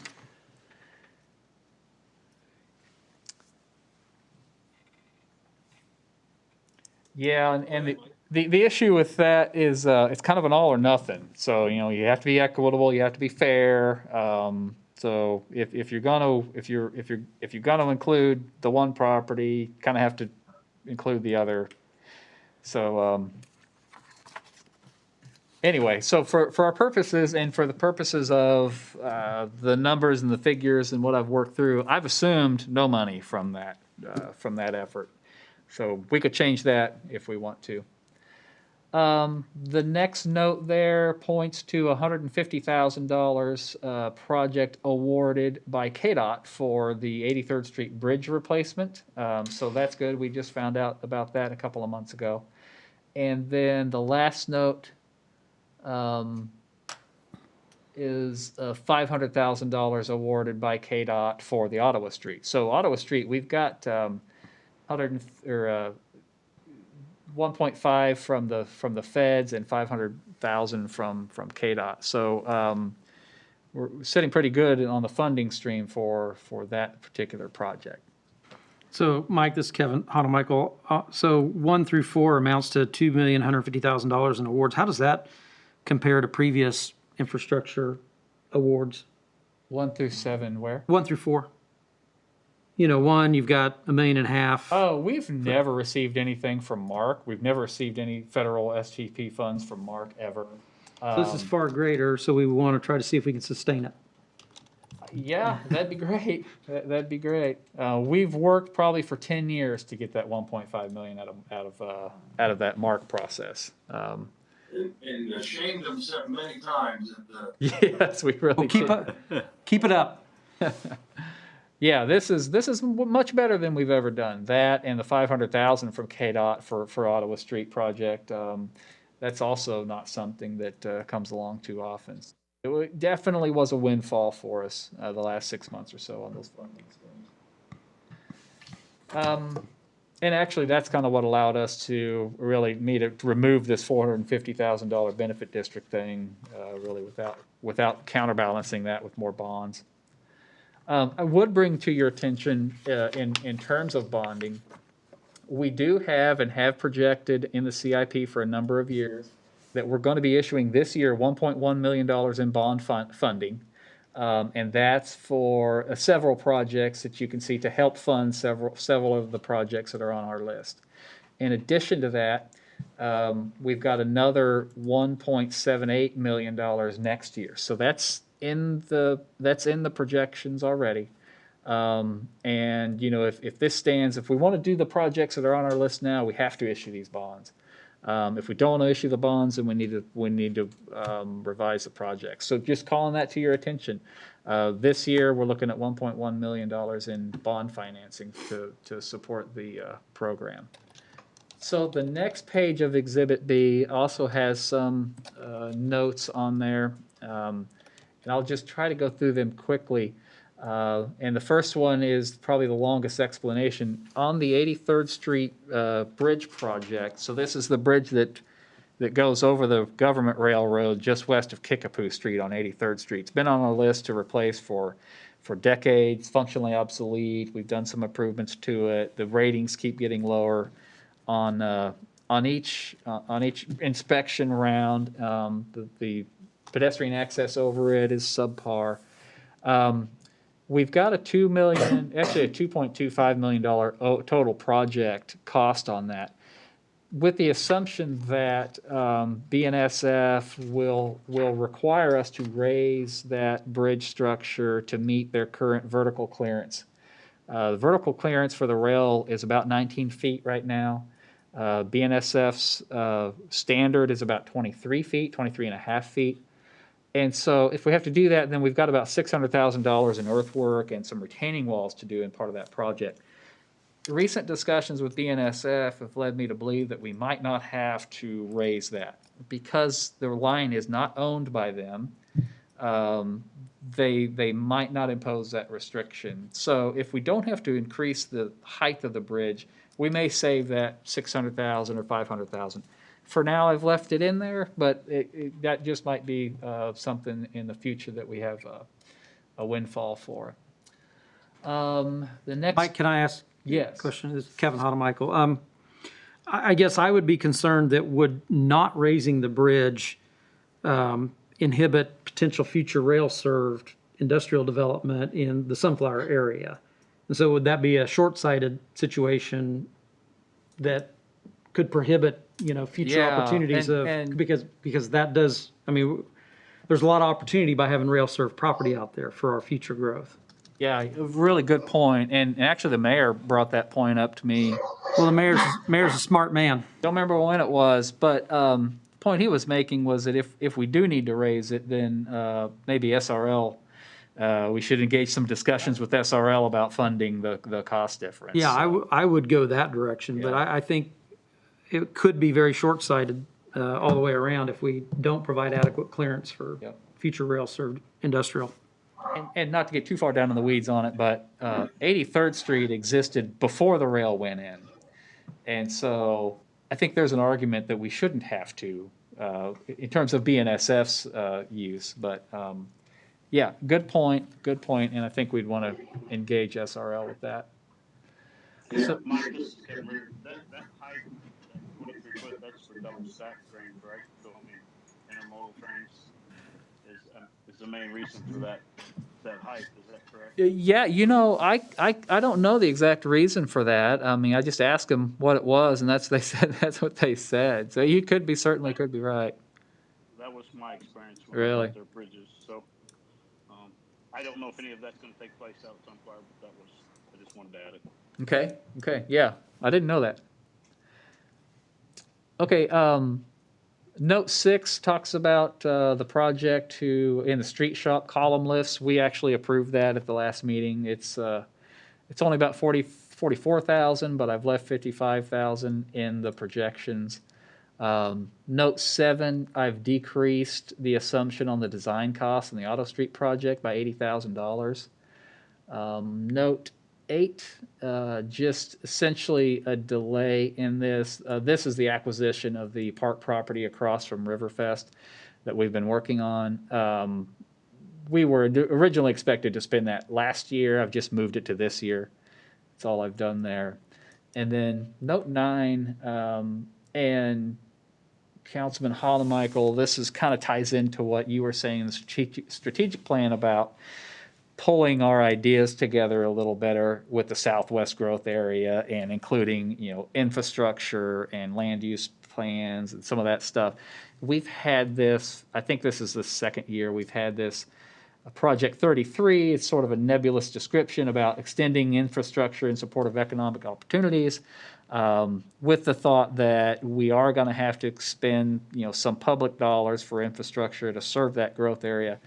That project's still in there. It's still at the same funding level. I've just slid some money back from this year to next year because I don't see us spending a whole bunch, being able to implement a whole lot of that this year. And it helps Because with it's cash not flow. tied to a specific project yet. Right, it's not, yeah. So, we're going to be, an item here, last item that we added on the agenda is that Southwest area plan. So that money has just been slid back a little bit. So all that is to say, that's the current snapshot of the CIP. So I think the most important number on this spreadsheet, and you might not know if no one told you, the most important number on this spreadsheet is the year-end balance for 2024. It happens to be about $392,000. And the reason that's important is because if we don't add any more funding to this program, then that's all the funding we have left to program for anything new, anything that's not on this list already. So that kind of brings up the next discussion that we'll have, and I'm going to zoom back up to the staff report to remind me where we are with it all. But this is the current plan projected out into the future. You can see it dips there, in 2024, 391. So moving forward from that, then we talk about new projects. I did include. I'm looking through the staff report here. Exhibit C then to the staff report shows this is our CIP master list, and we've had this master list. Some of these projects we developed in the early 2000s. They've been kind of on this list. And what I've done with this is I've crossed out the projects that we've already done, so those are crossed out. The projects that have a box around them are ones that we've identified, at some point over the last 10 or 15 years as potential projects for consideration, but they're not in the current CIP.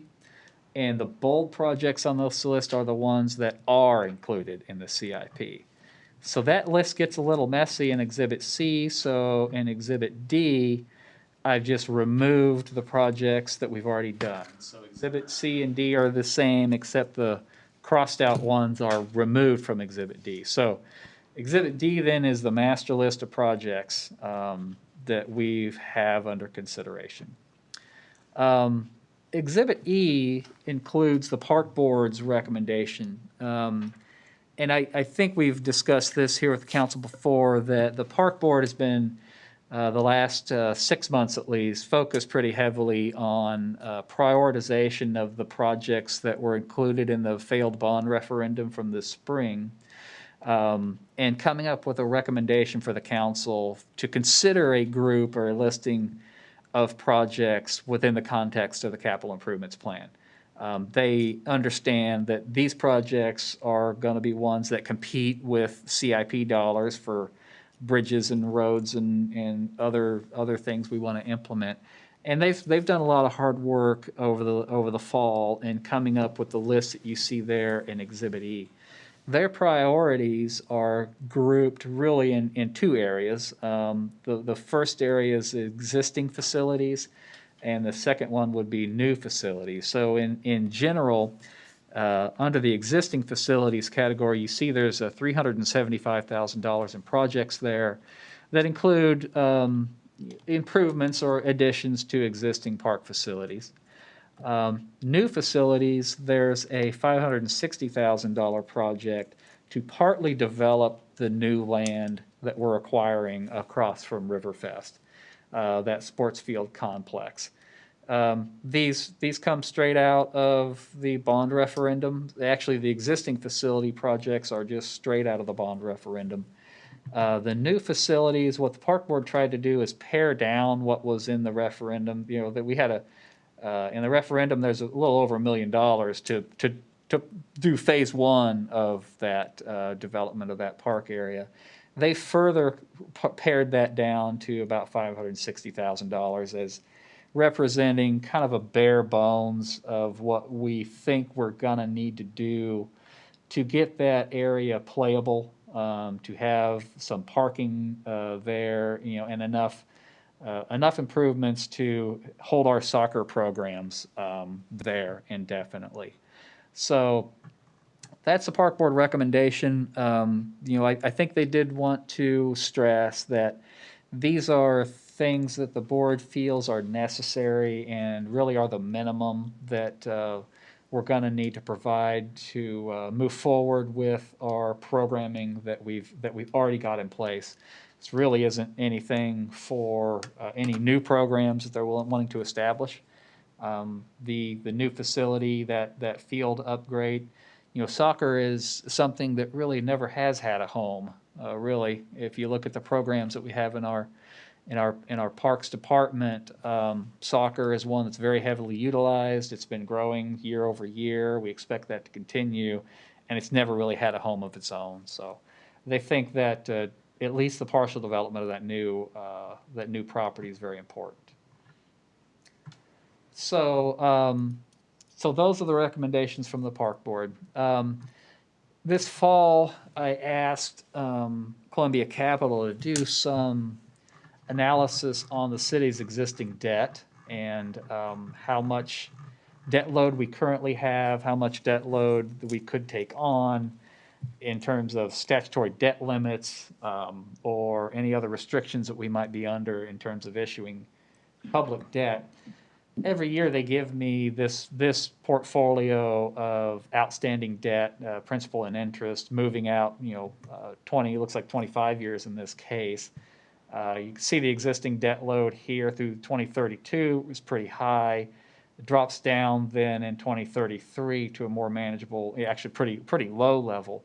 In terms of our debt service, the mill, we're at this in 2021 increased from 5.5 to 6 mills. So as in general, as a reminder, the city mill is just under 25 mills. So 6 of that is debt service, and that's a pretty low figure in terms of municipalities for our size. I think the overall plan would be as capital needs continue and as projects come up that we want to do, that this drop probably will never happen. We will probably be issuing debt out, you know, in the intervening years that would come due in these years, and you know, maybe this continues its slightly downward trajectory if we keep growing and the economy keeps doing well, but we don't see ever a time when we're just going to fall off a cliff like this. Our statutory debt limit's very high. We have this year we've got about $17.8 million in outstanding debt currently. We could add an additional $24 million before we reach the statutory debt limit. So statutory debt limit is not the consideration here.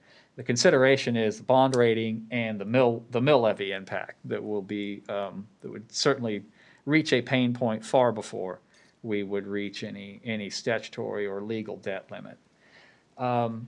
Realizing that debt is going to be the driver of any CIP discussion, I thought it'd be helpful to show you 3 scenarios and their impact on the mill levy. So in Exhibit F, I'm going to zoom back down to Exhibit F. What I've done, and this might be familiar, this spreadsheet might be familiar. This is part of those 5-year projection spreadsheets that we provide and that we're showing in the budget, and that I provide you at least quarterly throughout the year. This one is for debt service. So in Exhibit F.1, this is the 5-year financial forecast for the debt service fund as it exists now. So this would be including the debt that we have on the books now, an assumption that we're going to go ahead and issue $1.1 million in debt this year, and then an assumption that we're going to also incur $1.78 million next year. So those issues are already included in this scenario. We have for the 2021 budget, the debt service mill, the debt service mill rate is 5 mils right now. That's in the 2021 budget. According to this projection, we're going to have to raise that 1 mil for 2022. We already raised it 0.8 mils from between 20 and 21, and we'll have to raise it another mil because of the debt service we'll be incurring this year. Again, that's been in the projections really for at least 3 years since we adopted the CIP. So this is how that looks in terms of the debt service fund balance, raising to 6 mils in 2022. You can see that fund balance dips a little bit before rebounding. The one thing I would point out about the debt service fund balance is there's not a big need to have a lot of money in that fund. It's not like the operating general fund budget where you do need a reserve for unexpected. There's really no unexpected expenses in the debt service. It is what it is. So there's not a need to have a big reserve there. The next scenario I showed you is issuing an additional $1.5 million in bonds in 2023. So that's shown here in this line, 1.5 million in 2023. That's the debt service on that for 20 years. And what this is showing is that we hold the same mill levy projections that we had before. So it's 5 mils this year, still 6 mils next year, and that 6 mils remains flat in the following years. And you can see that the trajectory of the fund balance dips lower, but still we're not adding to the mill under this scenario. So so that's that scenario. The last scenario I gave is an additional $3 million in bond in 2023. So you can see the debt service essentially doubles, and you would have to increase that mill levy over time to 6.25 next year, and then 6.5 the year after, eventually reaching 6.75. And you see the debt service fund reaches, below $50,000 in the out years.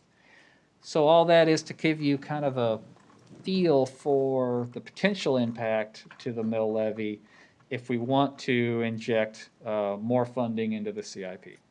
I did forget to mention that the last recommendation of the Park Board does include a new bond referendum of about $1.3 million and only includes the trails that was included in the original referendum that failed this spring. So none of their, they didn't try to recommend any trail improvements within the CIP, but rather their suggestion is to put all those trails that were in that package out in another referendum, the timing of which obviously would be up to the council's discretion. So the CIP, those debt service projections, really meant to give you some sort of a feel for how much money we have to work with. If we do none of it, we've got $391,000. If you want to do 1.5 or somewhere in between, we have some. We would have some room, to play with new projects or expanded opportunities there. Just keep in mind, though, that the debt service mill rate, currently at 5, is projected. We're going to have to raise it at least 1 mil to support this, to support the program that we have now. So I want to stop there. We didn't I kind of wanted to get feedback on the scale, the scale of your comfort level with the overall CIP before we dive in a whole lot onto new projects or exact scoping of old projects or working the new stuff in here. So I'll stop and answer any questions and leave it up for some discussion and feedback. Questions for Mike? Yeah, Mike, Lori Murdoch. So I have this right that none of those park board recommendations are a part of the CIP at this point in time. That's right. So it's kind of interesting to point out that we have a lot of money in the CIP coming in and out in the next few years, and basically almost all of it is infrastructure type stuff.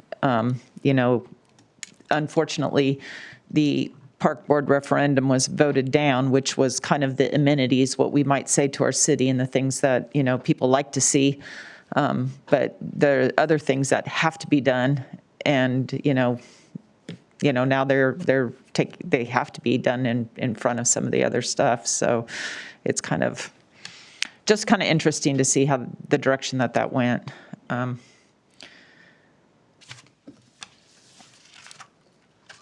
I don't think I have any other questions at this point in time, though.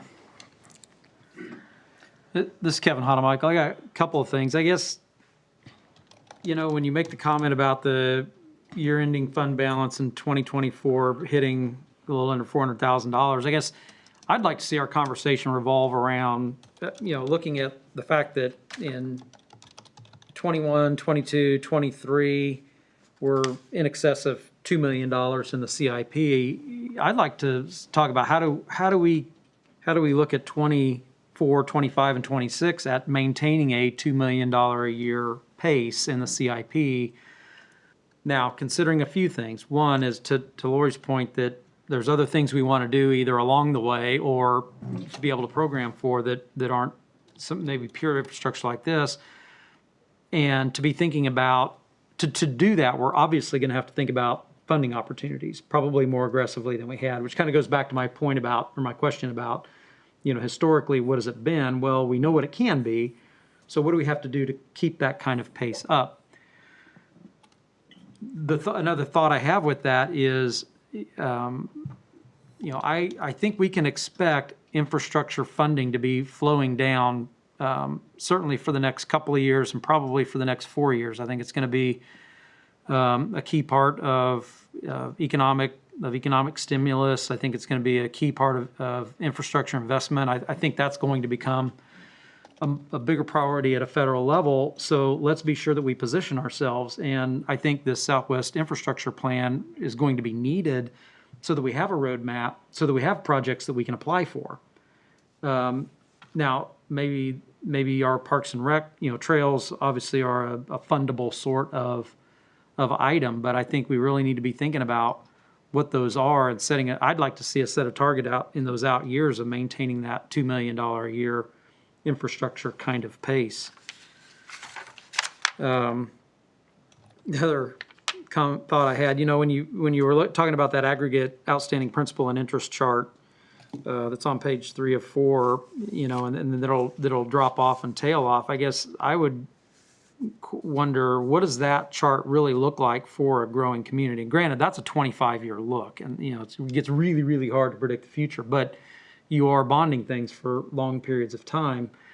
I think when you look at those out years out there, really you're looking at what the headroom is for things to be planned for in the future, and to be thinking about how dynamic or how static is our community. So when you talk about projected mill levies, you're also making some presumptions about future property tax value. And if our economic development opportunities work, and if we're making that happen, then if our property tax base, if our property value base grows, then that growing community picture begins to change a little bit, and that chart may not actually drop off. It may level off or even increase some as our community grows overall. But those are 10 to 25 years out. So I don't think we need to be overly worried about that at this point. And there was one, where you asked the question on key issues and discussion points, park board recommendations. Do you agree with the park board's recommendations for the referendum projects? And, I got to say, I completely support that. So those are my thoughts. Thank you. Yeah.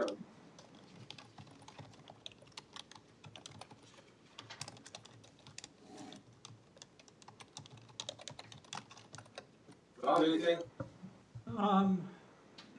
Agree with most of what's been said. The one question I've got, and this is more a minutia thing, the downtown streetscape, we have that budgeted over 2 years. I thought we were gonna slow walk that and do that in 2 or 3 phases based upon the development and the rehabilitation of the properties and the growth in that area, as opposed to we were gonna do it over 1 or 2 years. And if we go back to that concept of, okay, we're gonna work, we wanna get started on it, but not necessarily complete it.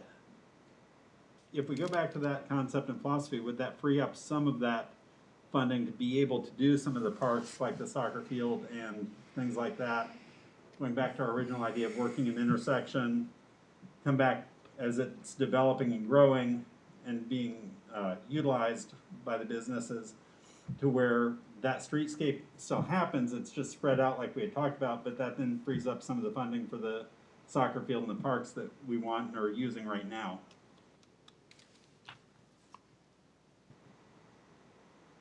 So that's one of my view as far as stated right now.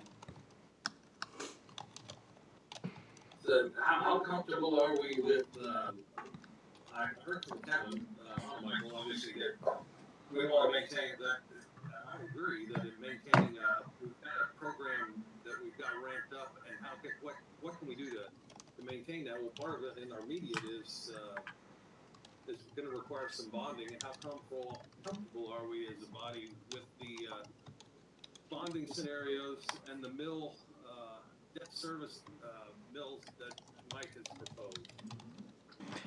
And Rick, this is Kevin. In asking that question, does that presume that there is no other sources of funding that arrives at those mill levy levels?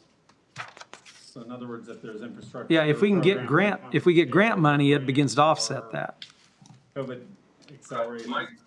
Yeah, no, that does assume that there's none of those other Yeah, that grants. assumes there's There is none of that. So yeah. that's why I think if we have that conversation around what is it going to take to maintain $2 million a year, one, I'm comfortable with, the debt models that he's played out, but we soften that every step of the way by working, proactively and aggressively on the community's part, and in an era where I think there's going to be infrastructure funding come available. I agree.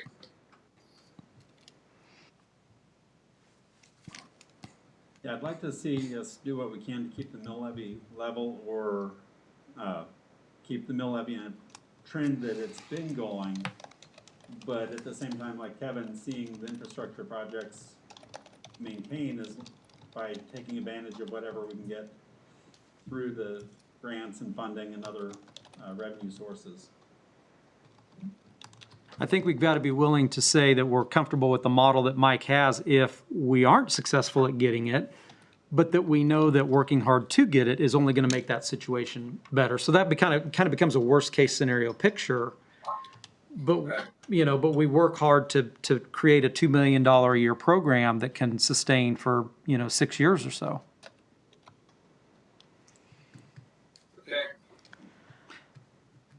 I also had one particular project that caught my attention as I flipped through the Waverly Water Tower replacement. What's the trigger point for that? Yeah, there is none. And actually, my thought on that is that the water and the sewer stuff, water for sure. Water fund's pretty healthy. And I think we should maybe divorce the capital stuff of the water from the rest of the stuff. So Waverly Water Tower, if you don't know, it's at an elevation that's higher than the hydraulic grade line of the system. So we're not using the tower at all. it's just sitting there. And so it really needs to be replaced. Needs to come down. We need to put up a tower, probably a bigger capacity tower at the same site. That's about $1 million project. My thought is that goes on a capital schedule in the water department fund. You know, I think, you know, we have those, we did develop those, the water maintenance funds kind of for that purpose. And my thought was, after some discussion with the water department, just make sure that we're good with there. I did want to get that, but kind of separate from the CIP. Sort of like taking the street maintenance out of the CIP. Yeah. Right, and, Yeah. and moving the water tower over to the water fund. Yeah, it also. Because that kinda- water tower, I mean, I've almost forgotten about why we even talked about it, but, you know, when I was on planning commission, we approved the cell tower to get all the antennas off the Yeah. water tower so the thing could be tore down. Yeah, it wasn't necessarily be torn down at that point. It was a maintenance issue, but yeah. It also helps you not commingle the funding streams from tax levy and an enterprise fund. Right. So I think that's the way to go. That's what I was planning on approaching that. Well, my discovery, one of the points that we kept that water tower there for a while was the ISO rating for the fire department as well. Yep. With that elevated storage, we definitely don't want to mess that up and hurt these businesses with a higher ISO rating. Agreed.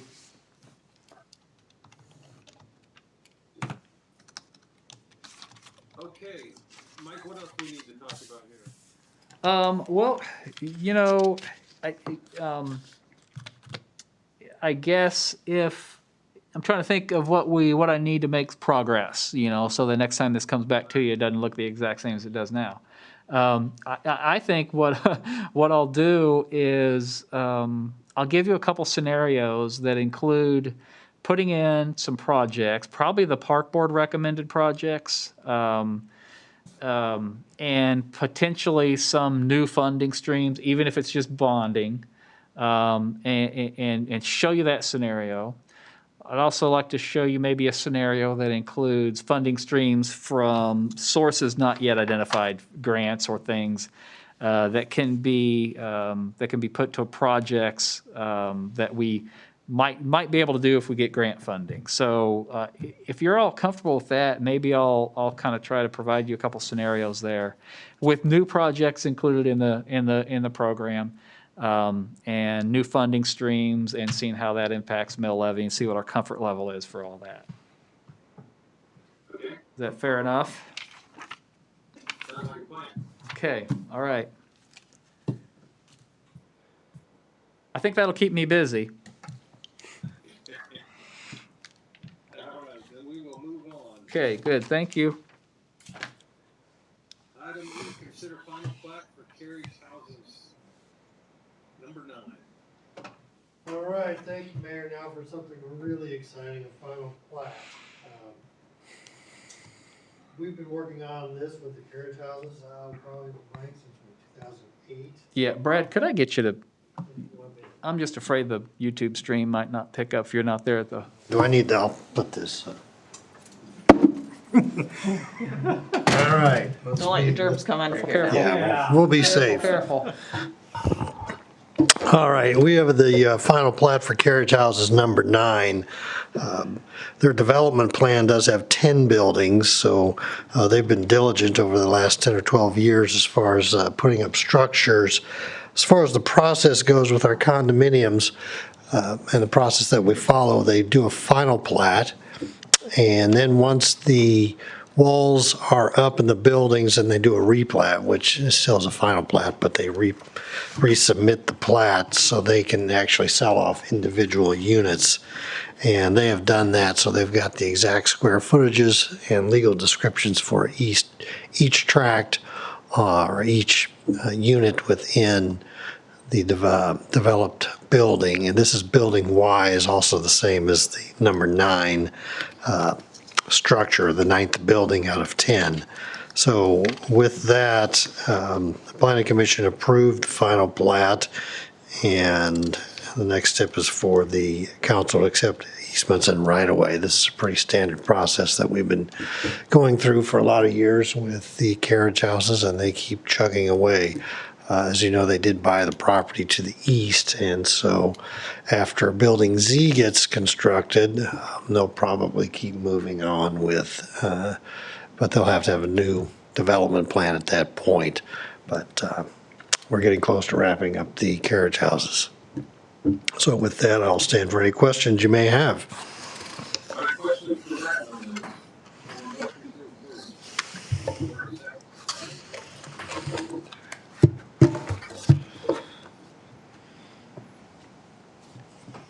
Yeah, I'll make a motion to approve the final plat for carriage houses, Johnson County number 9, and to accept the right-of-ways and easements. Second. All right, Rob Daniels, second. Any discussion? Roll call, please. Murdoch, Yes. Ritter, Yes. Lane, Yes. Daniels, Yes. Hanamichael, Yes. and Mayor. Yes. Thank you all. The motion has carried. Item F, consider special use permit for pole sign at Riley's Auto Parts at 34009 West 91st Terrace. All right, thank you, Mayor. Council, what you have before you is a special use permit application submitted on behalf of O'Reilly Auto Parts for the construction of a pole sign. They have purchased the property. The plans for their O'Reilly building have been approved. However, they wanted to wait till 2021 to start their project. They also wanted to have this special use permit either approved or given them direction to go a different way as far as their signage is concerned before they start on the project in 2021. We've gone through our standard review with the Planning Commission, sent out the public notices, put up the signs. We did not receive, or the Planning Commission did not receive any comments at the public hearing. There were a few representatives from, or one representative from O'Reilly's. There was a few that did attend virtually at the Planning Commission meeting. They declined to participate or they're asked, but they didn't have anything to add to the staff report. The Planning Commission did recommend to the City Council to approve the pole sign, but I'll go through some of the concerns that the Planning Commission did have. A couple of the items that are worthy of note is the requested pole sign is 40 feet, which is below our maximum height of 60 feet. There's a marquee sign that's also on the pole sign, but that's not part of the application that is allowed. We did, get all the appropriate information about the ownership affidavit, all those types of things. The site plan has been submitted. We did review that and check that with our requirements for pole signs. And I guess at this point, we did notify everybody about the meeting. And like I said, no comments received at the public hearing and have not heard any since then. So we have exceeded the statutory requirement for our protest period, so that's why it's on your agenda today. The property is zoned C2, business general. Pole signs are allowed in the C2 with the SUP, but must be within the K10 corridor. As I mentioned, the Exhibit C is also shown within your application. Just a few things that we went through as far as the matters to be considered. The pole sign location is appropriate for commercial sales within this corridor district. That is where we have established the appropriateness of pole signs within DeSoto. The area along Commerce Drive has 4 signs, the Phillips 66, Harps, Burger King, and McDonald's. The Casey's does have also a pole sign, but that's on 91st Street, but that is also within the K10 corridor district. So we do have the visual study that Michael will pull up and show you, but also that visual study also includes 91st Street. So in theory, not only could Commerce Drive have several pole signs, but also 91st Street could have pole signs for individual businesses along that corridor as well.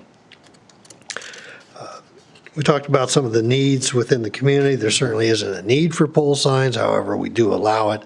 Folks at O'Reilly's indicated to me that the thing that the reason they want a pole sign is not to pull traffic off the interstate or anything like that, but they have felt like at some of their locations around the country, they get lost within development of, retail shops and stores, and they really think that the pole sign will help them stand out a little bit more and keep their logo, their brand in front of the public as far as generating retail sales.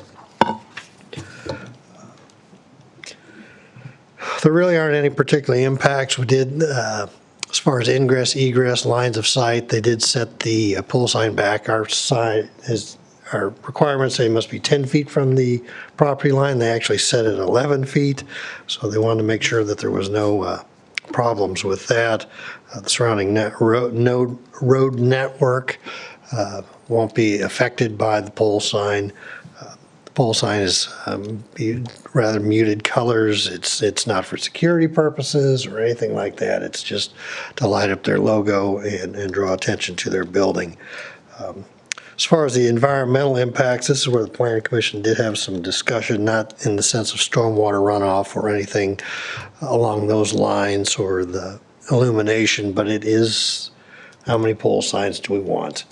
And that's where the study that was completed, we did take some time to look at that, not only just with the Corridor Drive area, but I'd mentioned the 91st Street as well. I think one of the things that the Planning Commission ultimately, and actually as Commissioner Templin brought up, was we do have requirements for special use permits, and we talk about how many is too many or how many should we have. But as long as they meet the checklist, there's really not a reasonable way that we could deny a pole sign in this area. So at some point, if council directs us to do that, the Planning Commission would be willing to take up to try to come up with some sort of standard on amount of pole signs in this area. But our basic requirement is if there's a tract and there's a business and it's in the K-10 corridor, they can have a pole sign. And it doesn't even have to be for their business, because like the exterminator who's along K-10, they could put up a pole sign for somebody else, the way our ordinance is written. So they would lose their right to have a pole sign, but they could actually have, in theory, the Burger King pole sign could have been on their property and not on the Burger King's property. So we do have some things like that, a little bit of irregularities in our ordinance that could be looked at. Overall, after the discussion with the Planning Commission, they are recommending approval to the City Council for the pole sign at O'Reilly's for a 20-year term with a 1-year annual renewal. Patrick has prepared an ordinance that is in your packet. I did want to briefly go over the technical review portions that must be met in order for approval. One, it must be within the pole sign, K-10 pole sign overlay district. Cannot be higher than 60 feet in height. The surface area is less than what is our maximum required, and they've only got 294. I think 400 feet was our maximum that we allow. There's only one pole sign allowed per principal business on the property, and the 10-foot minimum sign or setback is met, and the typical colors. It's not a, like I said, it's not a security sign or anything like that. It's just sort of the O'Reilly Auto Parts sign, and it'll be sort of muted colors, so it's not going to be something loud and flashy. There's no billboards as far as LED type lights. And as I said, the Planning Commission did recommend to the City Council for approval of the pole sign. So with that, I'll stand for any questions, and if Mike, if you're able to pull up the. I thought it'd be helpful, we did it at the Planning Commission level, to go through these, the renderings that we had done a couple of years ago now. had some renderings done on the premise that, and this was shortly after we approved the kind of pole sign overlay, the special use permit process, and the question was, what if everybody that could put up a pole sign did put up a pole sign, and every pole sign was the maximum height, and every pole sign was as big as it could be? What would things look like? And so that's where he hired a consultant to do that for us, and these renderings are the end result of that. There's a couple of videos in here, there's a couple of pictures here. So this picture is looking eastbound. You're at Commerce Drive at the traffic light, so you can see the McDonald's and the Phillips 66. And one of these red boxes here, I think the second one there would be, potentially would be this, at the location of the O'Reillys there. I'm just gonna skip through these. This be looking eastbound down K10 as you crest the bridge on Lexington. So you can see, I think this would be the Super 8. One of these signs over here would be this particular sign that we're talking about.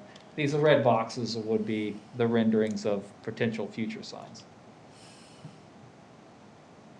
This looking westbound. I think here you'd be just past Hootamaki, headed up toward the Lexington Avenue interchange there. I think this sign would probably be this one here, would be that'd be in the area. This building represents Harps. This brown building represents the Super 8. There was some assumed gas station in here too on the renderings. In this rendering, you can see we gave the consultant the renderings of the monument sign that actually have in our CIP. So this looks like it's a little bit off the shoulder, but it shows kind of that monument sign by the Super 8. This is a video. It's labeled 91st Street eastbound. So this is the new section of 91st Street. You started at Sunflower Road. I think I'm just going to stop there. That's kind of boring. I'm going to go to the next one. This is 91st Street westbound.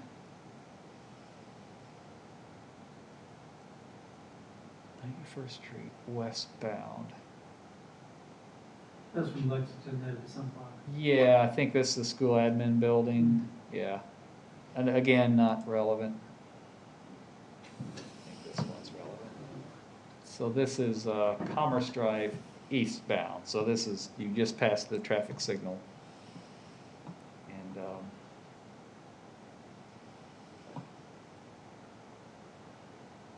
so there's Pizza Hut, Super 8 on the right. Burger King, I guess this would be roughly the area. Yeah. What we're talking about there.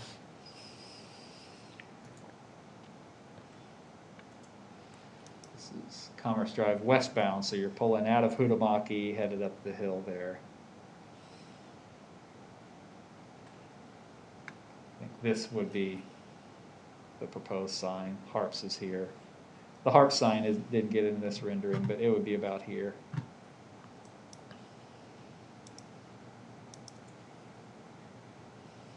This is on K10, headed eastbound, I think.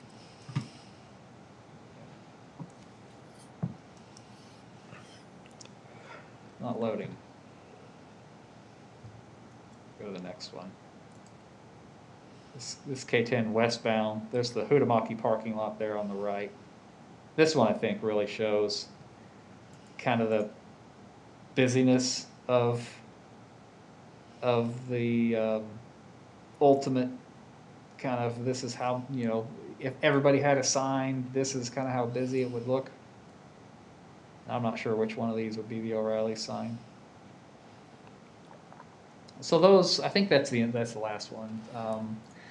Those are the renderings that were provided to us. You know, I think it might be probably a separate discussion, the question of, are we comfortable with that? I mean, if everybody did it, that's what it would be looking like. Are we not comfortable with that? If not, how do we, you know, how do we manage that? Do we need to have another discussion about those pole signs? So those are the renderings. Okay, any questions for Michael or Brad on the whole side proposal? guess the immediate question is whether or not to allow the O'Reilly pole sign. A secondary question is to, do we want a greater discussion of pole signs and our total count in that board? So let's focus on the O'Reilly sign.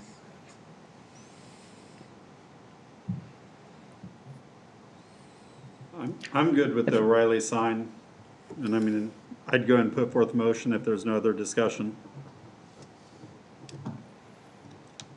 All right, I'll make a motion, we approve ordinance number 2504, approving the special use permit for the O'Reilly pole sign.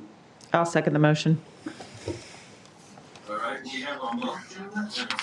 Any discussion of the motion? Roll call then. Hanamichael. Yes. Lane. Yes. Daniels. Yes. Ritter. Yes. And Murdoch. Yes. Thank you, council. The motion is carried. Okay, so then the follow-up then is, do we think it's trying to have that discussion about how many signs are enough in that corridor? Well, Mayor's Kevin Hollenbeck, I don't know that we can say how many's enough. I think it's a matter of if we continue to have the pole sign ordinance in its current form, then we're going to get them as long as we have the ordinance. So it's a matter of, are we comfortable with what the end result will be as long as the ordinance is in effect? I also, I mean, if a business, not business park, but a multi-tenant type of business with orthodontics or other type of financial services goes in, I don't know if we're going to get every property asking for a pole sign unless they're a retail type of opportunity like an O'Reilly's, Burger King, things like that. So I don't know personally, and don't think personally that we will probably see every lot asking for one scenario. I mean, it could happen, but I know, having talked to Travis, who owns that property, did Merck get the property south of 91st, between K10 and 91st? Yeah, they've purchased that. Which means the likelihood of that getting a pole sign on every possible lot there has now diminished or decreased to probably almost nothing. Unless they happen to sell it off, which from their comments when they were in here on their expansion, that's something that they're not intending to do. So I don't know if it's going to be a necessary discussion at this point. That's just my thoughts and opinions. Lori Murdoch, my thoughts on it are that when I see a pole sign, a new one coming in, it means there's a new business here. When I'm driving along, I appreciate seeing signs so that I know where I'm going. I hate those towns where I go in and you have to drive around for 10 minutes just to find where anything is. So I don't think it's that big of an area that we're going to be overburdened with them. When you look at the videos that you just shown, I don't really see like a big objection to that. I think Rob's right. When you go to the west, probably fewer opportunity that way. I don't think it looks that bad, even with that, what that video shows. They have a reason for them, and if they can draw people in off the highway into our town and show that our town is growing and has retail business that is ready to do it, I'm ready to let them come here and put a sign up.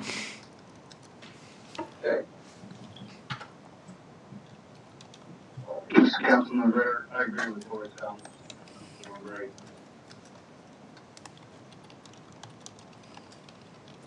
All right, I think we got the direction there. Yeah. Yeah, I think appreciate that. Thank we got you. what we need. Thanks. Okay. Item G, discuss minutes and input on 82nd Street sidewalk project. All right, Mayor and Council, what you have before you is the culmination of our public involvement effort for helping you with a decision on whether to put the sidewalk on the north side or the south side of 82nd Street. We did go canvass the neighborhood, mailed letters to the property owners and residents, which were about 50 letters that were sent, and then also walked the entire street, put door hangers on every location that had an access point, whether it was a driveway or their stooped their front porch or their front door. They're both, everybody was both given Spanish and English versions of what was going to be occurring or what the decision was before the council as far as what kind of input we wanted to get from the residents of that area. We also did hold a virtual public meeting. We only had one participant at our virtual public meeting. That was Dave Anderson, who owns a property on, and his property is vacant at this point. So so we did have some discussion about how, and probably that property, I believe it's on Shawnee and 82nd Street. It's probably the most impacted one because he's got the steepest slope down to the existing curb. We did get 5 responses from residents along 82nd Street through email or through our system now. And at the time of this letter, we did get a few more. Recently, there were 3 responses from somebody that had the same IP address, but they sent 3 separate comments to us. So we really kind of counted those as one. But everybody's in favor. The majority was in favor of putting the sidewalk on the south side, and the responses that we got, the 5 that we got, were residents that were on the south side. So they wanted it on their side of the street. Thought that was a little unusual, but I think that was, yeah, it was nice to know. I'm glad. Less to mow. Less to mow. Well, they also, though, but that was the comment that the one person that objected, those ones that I got later, was they're also then required to shovel snow. They have to do that. That's part of our ordinance that if you have a sidewalk, then you also are responsible for shoveling the snow. So the person that objected said, I don't want to have to shovel snow. They also objected. Is the south side the steeper one? The south side is actually, would be the cut into the hillside. The north is where the side of the hillside falls off. So there's going to be retaining walls on both sides. There'll be more retaining walls on the south to protect people walking. So for the homeowners, will that end up leveling, almost kind of leveling up the property as far as how much grade they're going to have in the front? Well, the only one that's really affected, as I mentioned, was Dave Anderson's part. There will be some cuts into the hillside, but our consultant was also at the meeting. They felt like most of those were pretty manageable sections. That piece right there is that's Dave's tract, where you can see there's a retaining wall all the way along, and then there's an alley that will have to be dealt with right there that shows there will have to be a cut and the retaining wall extended up the alley, and then there's a house next door. So that's the biggest and I guess the deepest or tallest section of retaining walls that would be along 82nd Street. And you can see also that on the north side, there's some utilities and things like that the sidewalk would have to be woven in between. The other, I guess, objection to the north side is, if you can see in the top left corner there, there's an apartment complex, a fourplex, and the parking. The sidewalk would have to go run along the street, and those vehicles, you can see 2 of them. If they don't pull up all the way, they'll be into the sidewalk. So there's some pros and cons to either side of the street, but overall, the feedback that we received from the responses we got from the door hangers and the mailing was the south side of the street was preferred, except for the one resident that sent us 3 comments. And they're just concerned about traffic and dogs littering their yard. And they at least requested that we put up some sort of, baggy thing where people could pick the litter up after their dogs should they end up in their yard or something along those lines. So I think their comments would be manageable as long as we just inform them that we'll make our best efforts to make sure that people stay on the sidewalk and that they honor the property rights of the nearby residents. So with that, we also did get some revised cost estimates from a consultant, and the north side alternative is still less expensive at $166,000. The north side with some of the suggestions for a different approach to the retaining walls on the south side was $194,000.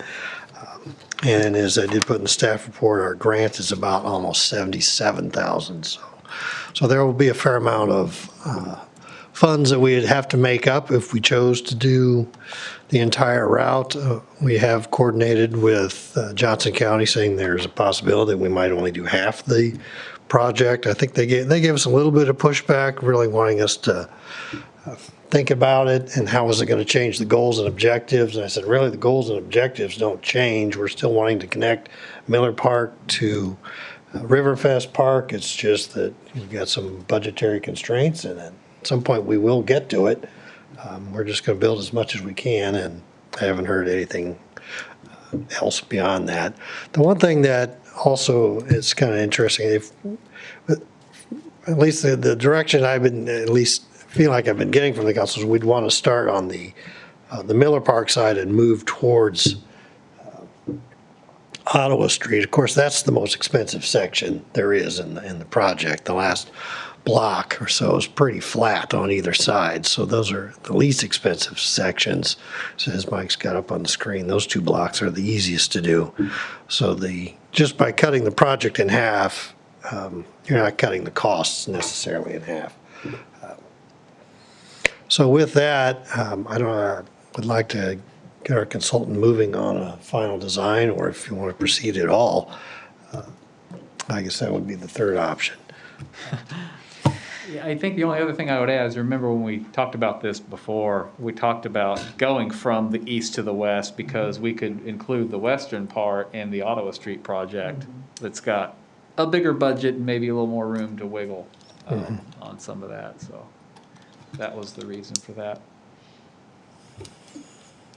Okay, questions, council? I don't really have a question, but I'll just make a comment that, the south side obviously has been the chosen side, but the north side saves us $30,000 too. So, I don't know if we were going to cut and do part of it, say half of it, and I guess it's kind of hard, is that, obviously it's not half the cost, but does it save more by doing half on the north and half on the, is the south side, Actually having a crosswalk in there to. just the differences in that is kind of a question, but I don't know if we can get that answer. So the north side would have another block to build because the sidewalk doesn't extend all the way to straight at the east end, is that right? That is correct. The north side does not have, this section from the first block from Miller Park to the west does have a sidewalk. So there would be a cross. If you go to the north, you would have to have a crosswalk at some point. At Delaware. If you wanted a continuous section, you're correct, Mayor, you'd have to extend from Delaware. They're assuming a mid-block crossing. That is correct. So it's less than desirable solution on that north side. They were going to propose a north side solution. Carry the sidewalk all the way to the terminus. Whatever way, right? Yeah. So, I'll kind of refer it to north or south, what, the engineers and the planners here think is best. I don't think I'm an expert on that, and I don't think personal opinion really, it would matter anything here. So, but as far as cost-wise, there is a difference, but if it's not significant enough to warrant going on the north side, I understand that too. I'm not against either side of it. But if we can shrink it and come from the east and do less and still, we're probably knocking out the bigger, like you said, the harder part then. So if we can maybe do that, then I think that would be ideal, because I think we want to move forward with the project. I would want to move forward with the project, and if we can't do part of it now and, cut that down a little bit, I would like to see us kind of come up with some ideas of funding for the rest of it, because I think it's a good project to get done. That's all. All right, thank you. Well, I think it makes sense to do the east end and then the west end. Certainly that last block could be part of that bigger project. But,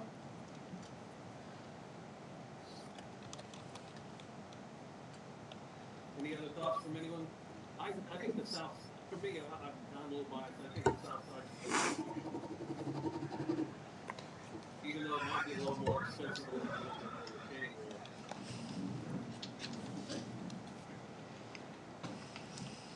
Yeah, this is Kevin Honemichael. I agree with you on both accounts. Stick with the south side and put the west end of it into the Ottawa Street project, if we have to. All right, so, Mike, what do you need from us? Yeah, I think that's Yeah, what we we just needed. need some So direction. direction, because the consultant needs to do final design on one of the sides. So we'll have them, and the plan is for them to do final design on the entire stretch. Correct. And then I think it's probably appropriate to, maybe when we bid it, have some add alternates.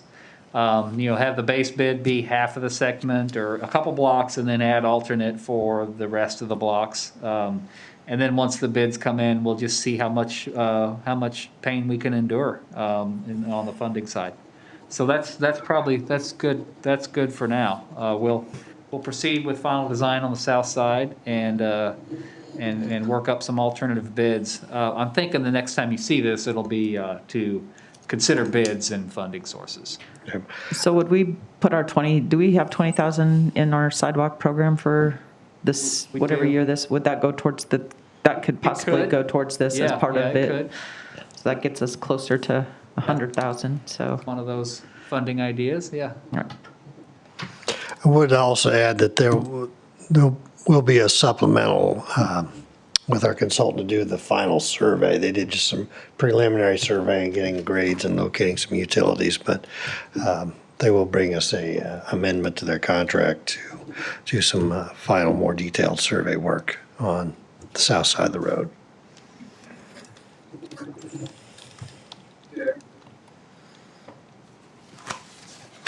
All right, well, thank you.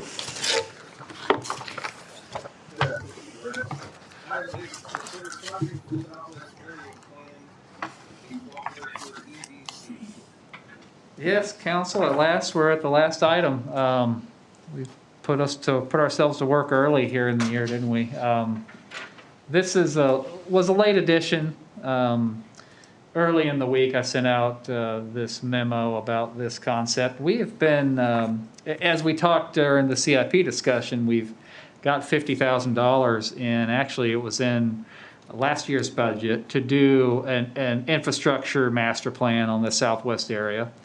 And at the same time, the EDC was wanting to do a master plan of the Gabriel property, which has been the subject of several big economic development opportunities that we've chased over the last decade or so.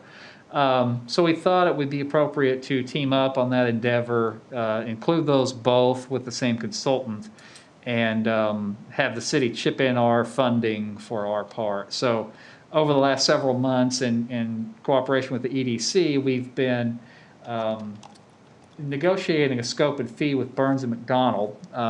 The project, the actual contract would be with the EDC. And so we would just commit our funding to EDC as for our part. So essentially the scope that's been negotiated breaks the two areas out. Our southwest area plan is more of an infrastructure backbone plan, so they'll be laying out alignments and getting cost figures for projects that are going to be needed to support that area for general economic development. The study they're doing for the Gabriel property is a little bit different in that they'll be master planning that site as pad sites for a future industrial project, but then they're also going to be identifying the types of industries that we need to pursue, or the EDC needs to pursue, to locate there. So it's a little bit different on how they treat the two areas, but It's one project. So the scope was included there in your packet. Does define several tasks for that, differentiates those two areas. And for clarity's sake, the scope includes these figures. That 319 acres I have up there on the screen is the Gabriel property at Edgerton and 103rd. And then our southwest area plan, we've defined it as this red box here. And we kind of defined it as kind of south of K10 and west of Lexington, but we did include, at least the time we were scoping this out, that property that Merck just bought along 91st Street and a little bit west of there. It's north of K10. And then this whole area that is encompassed by, along Sunflower Road and then 103rd Street. So this is the area that they're going to do, that's kind of our southwest area plan that they're going to be providing the infrastructure plans for. So, yeah, just quickly, I thought it's appropriate because the EDC wants to move forward and approve the contract, and I wanted to get formal approval from the council to contribute our CIP fund for that effort. So that's what I'm asking tonight. So I'll answer any questions you might have. Questions for Mike? Well, this is Kevin Hanemichael. I guess I want to clarify, this isn't an infrastructure plan like we were contemplating in terms of, costs of roads and water and sewer. This is more of a master plan of land uses and different kinds of opportunities with a kind of a skeletal plan of what infrastructure needs would be. We will have to follow this up with a more detailed infrastructure analysis. Yeah, we pushed back a little bit with the consultant to add a little bit more of that, of the detail. And they do talk about in the scope, they talk about orders of magnitude cost estimates for the backbone infrastructure. So, in my mind, that was clear that they were going to give us some idea about costing for the road improvements, the water improvements, the sewer improvements, and now some of that may just be within that area though, because won't we have to, augment that with, or will it consider, say, sewer extension all the way to the wastewater treatment plant? no, right. Right. Yeah, So right. We'll it's have not to, an all-inclusive infrastructure plan for those areas that are included in our incentive In program. other words, it won't include connecting to Yeah. that property Yeah, from it'll be wherever we're at now. So It'll be a first step of what within those boundaries services would be. once the connections to the boundary. yeah. And we also will have to think at that point about how some of the phasing will work out. So there will need to be a more detailed infrastructure plan that will follow this up. This will give us a plan that will help position these targeted areas for economic development pursuits and marketing activity and budgeting and programming and updates to our comprehensive plan, preparation of marketing materials, that sort of thing. It gives us an idea of what kind of uses we will have targeted out into that area, and therefore what kind of industries can be focused on as KCADC or our own EDC or Kansas Department of Commerce are seeking out projects for the area.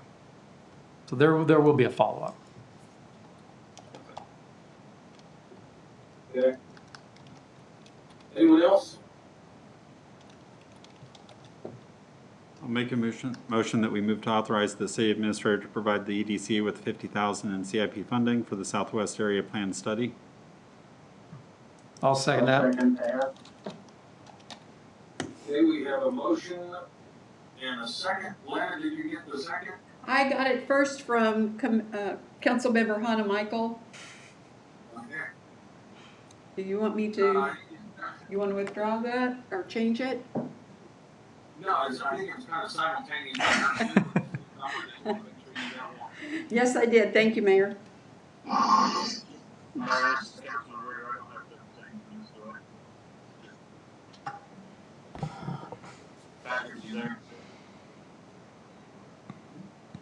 Yeah, no, since it's going right out the door. Okay, that's what I assumed, I wanted to ask. Okay. Roll call, please. Murdoch, Yes. Ritter, Yes. Lane, Yes. Hanamichael. Yes. Daniels. Yes. Thank you, council. Motion carried. Okay. Advisory reports, city administrator. Yes, council, one quick thing. We were approached by Susan Mong with the Johnson County Arts and Heritage Center about a public art master plan that they're embarking on. The concept is they want to have an effort to include public arts in either temporary or permanent art displays in the Johnson County parks, and they're having establishing some focus groups to help them through that process. So they reached out to us because of our efforts initially. I think out at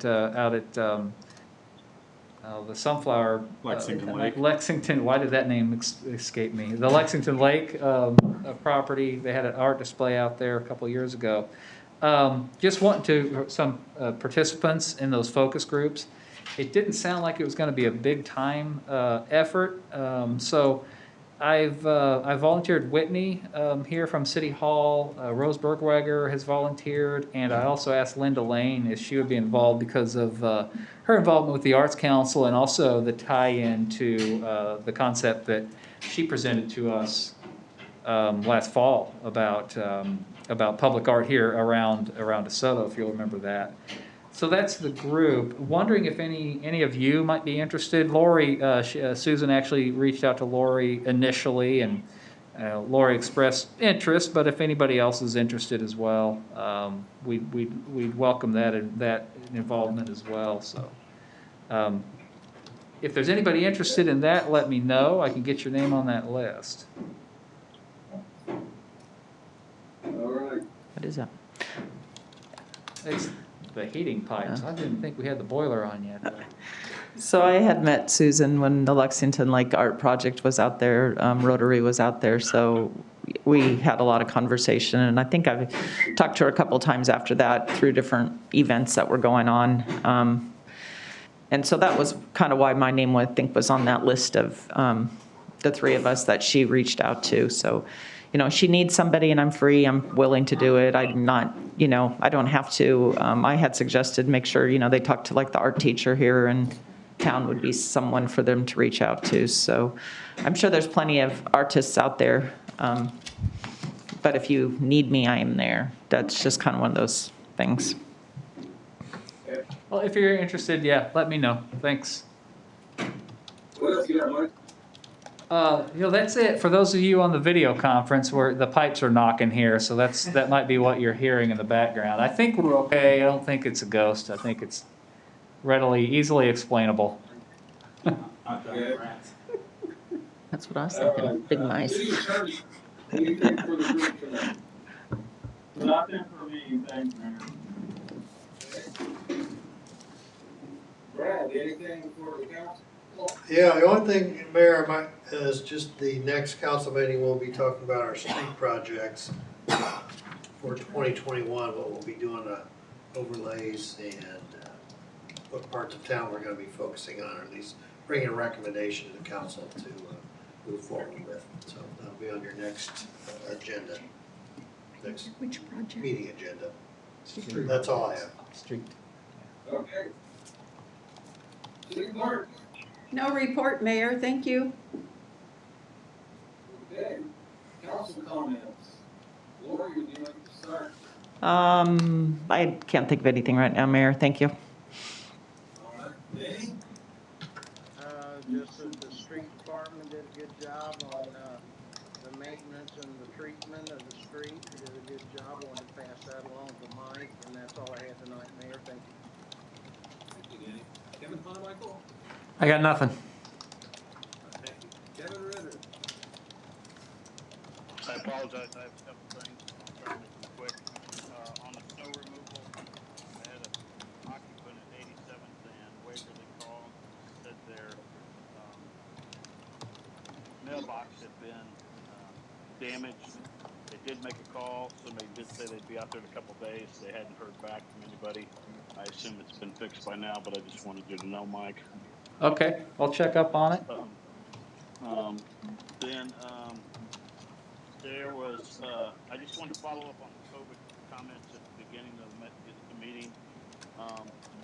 Would it be possible, or would the group to think that maybe we could use Whitney and some of her outreach areas to make a statement that since we're not joining in with the Johnson County plan, it doesn't mean that we're not committing or stating that it's fair to just go out there and not wear masks. That we still want people to use caution, wear masks, and follow all of the guidelines that are out there.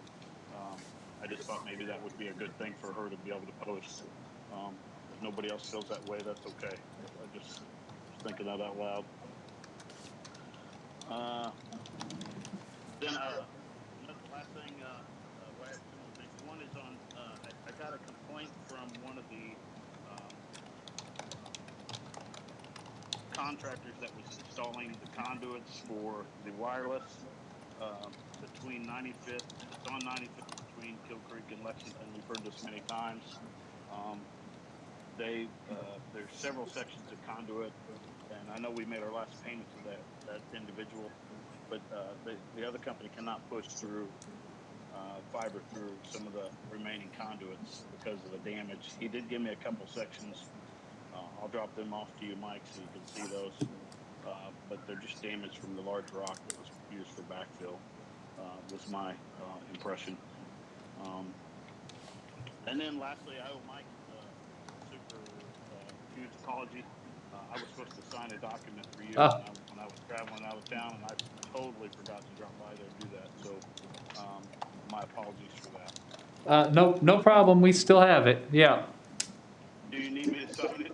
If you could, that'd be good. Yeah, it was the budget amendment, and we had 4 council members and the mayor sign. So it's totally fine. It's legal. It's good. But yeah, if you want to come by sometime, I'll have it. You can sign it. I didn't even think about it till this meeting. Sorry about that. I was on the road when I called you, so I wanted to apologize for that. So I'll stop by tomorrow.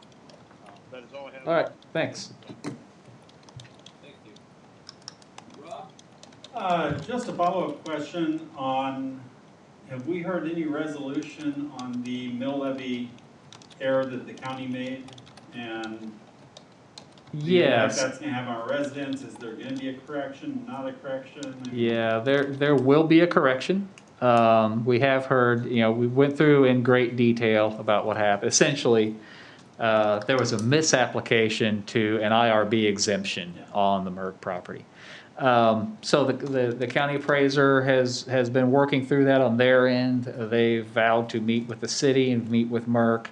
I've discussed this with Merck in detail. Merck's fully on board. They know what happened. They know it needs to be corrected. They know they have more tax to pay. They're fine with it. So will they send out new statements for residents? That's the part I don't know. We know there's a mistake. We know it needs corrected. What I don't know is how the public information part of it is going to be handled at the county, and whether they're going to be cutting checks back to residents, or if they're going to be just crediting that toward the next payment, or I don't know that part yet, but I've been pressing them to get us that information, to get that out in the public so people know. So it is making progress, and I think it will be resolved soon.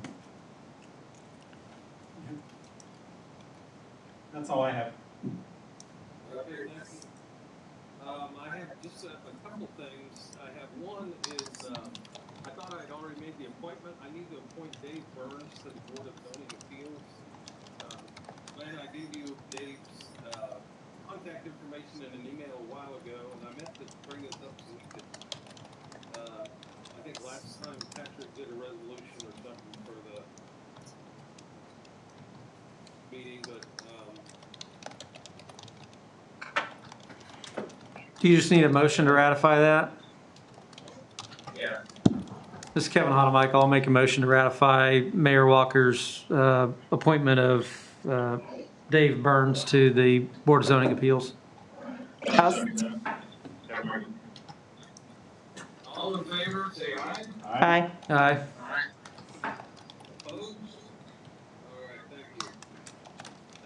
And then the other thing is the Johnson County Housing Study. They got their, actually their first draft done on the report. And Mike shared that with me. We looked through that. We had a presentation on that at the council mayor's meeting this week. The second step of this is a housing task force, I believe, right, Mike? Yeah, that's correct. Yep. That task force is underrepresented by people from this part of the county. So I would ask you if any of you or anyone you know would like to serve on that task force. They're looking for additional participation from this part of the county. It could be homeowners or renters, actually preferred a mix.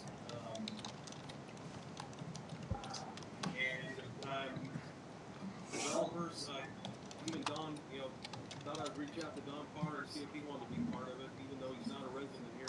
He's key to the housing in our community. But keep that in mind. They're going to start meeting in January 20th, I think, is their first meeting. They're going to meet once a month for 6-7 months.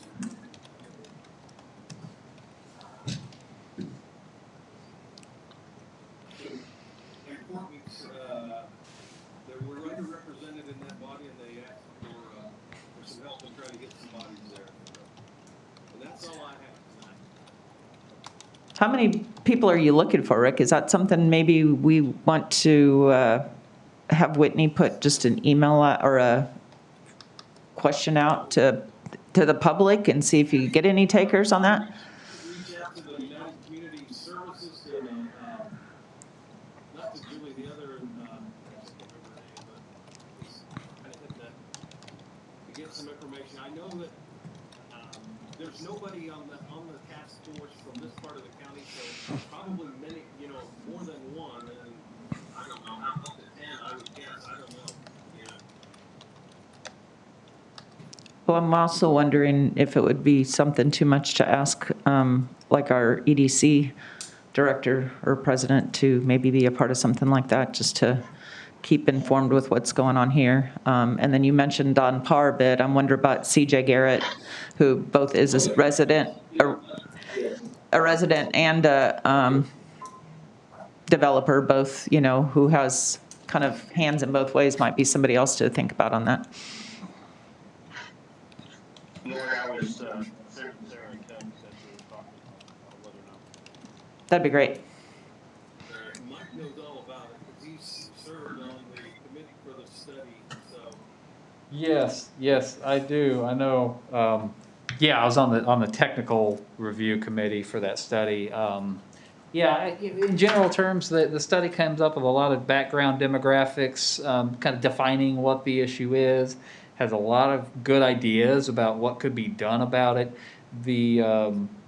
My impression of the committee now that the task force is okay. How are we going to implement this? Within the context of the politics and the people and what's possible in different areas of the county. The task force really has the harder job, honestly.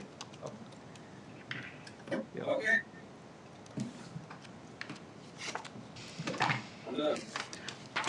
I'll make a motion, we adjourn. Second. All in favor? Aye. Aye.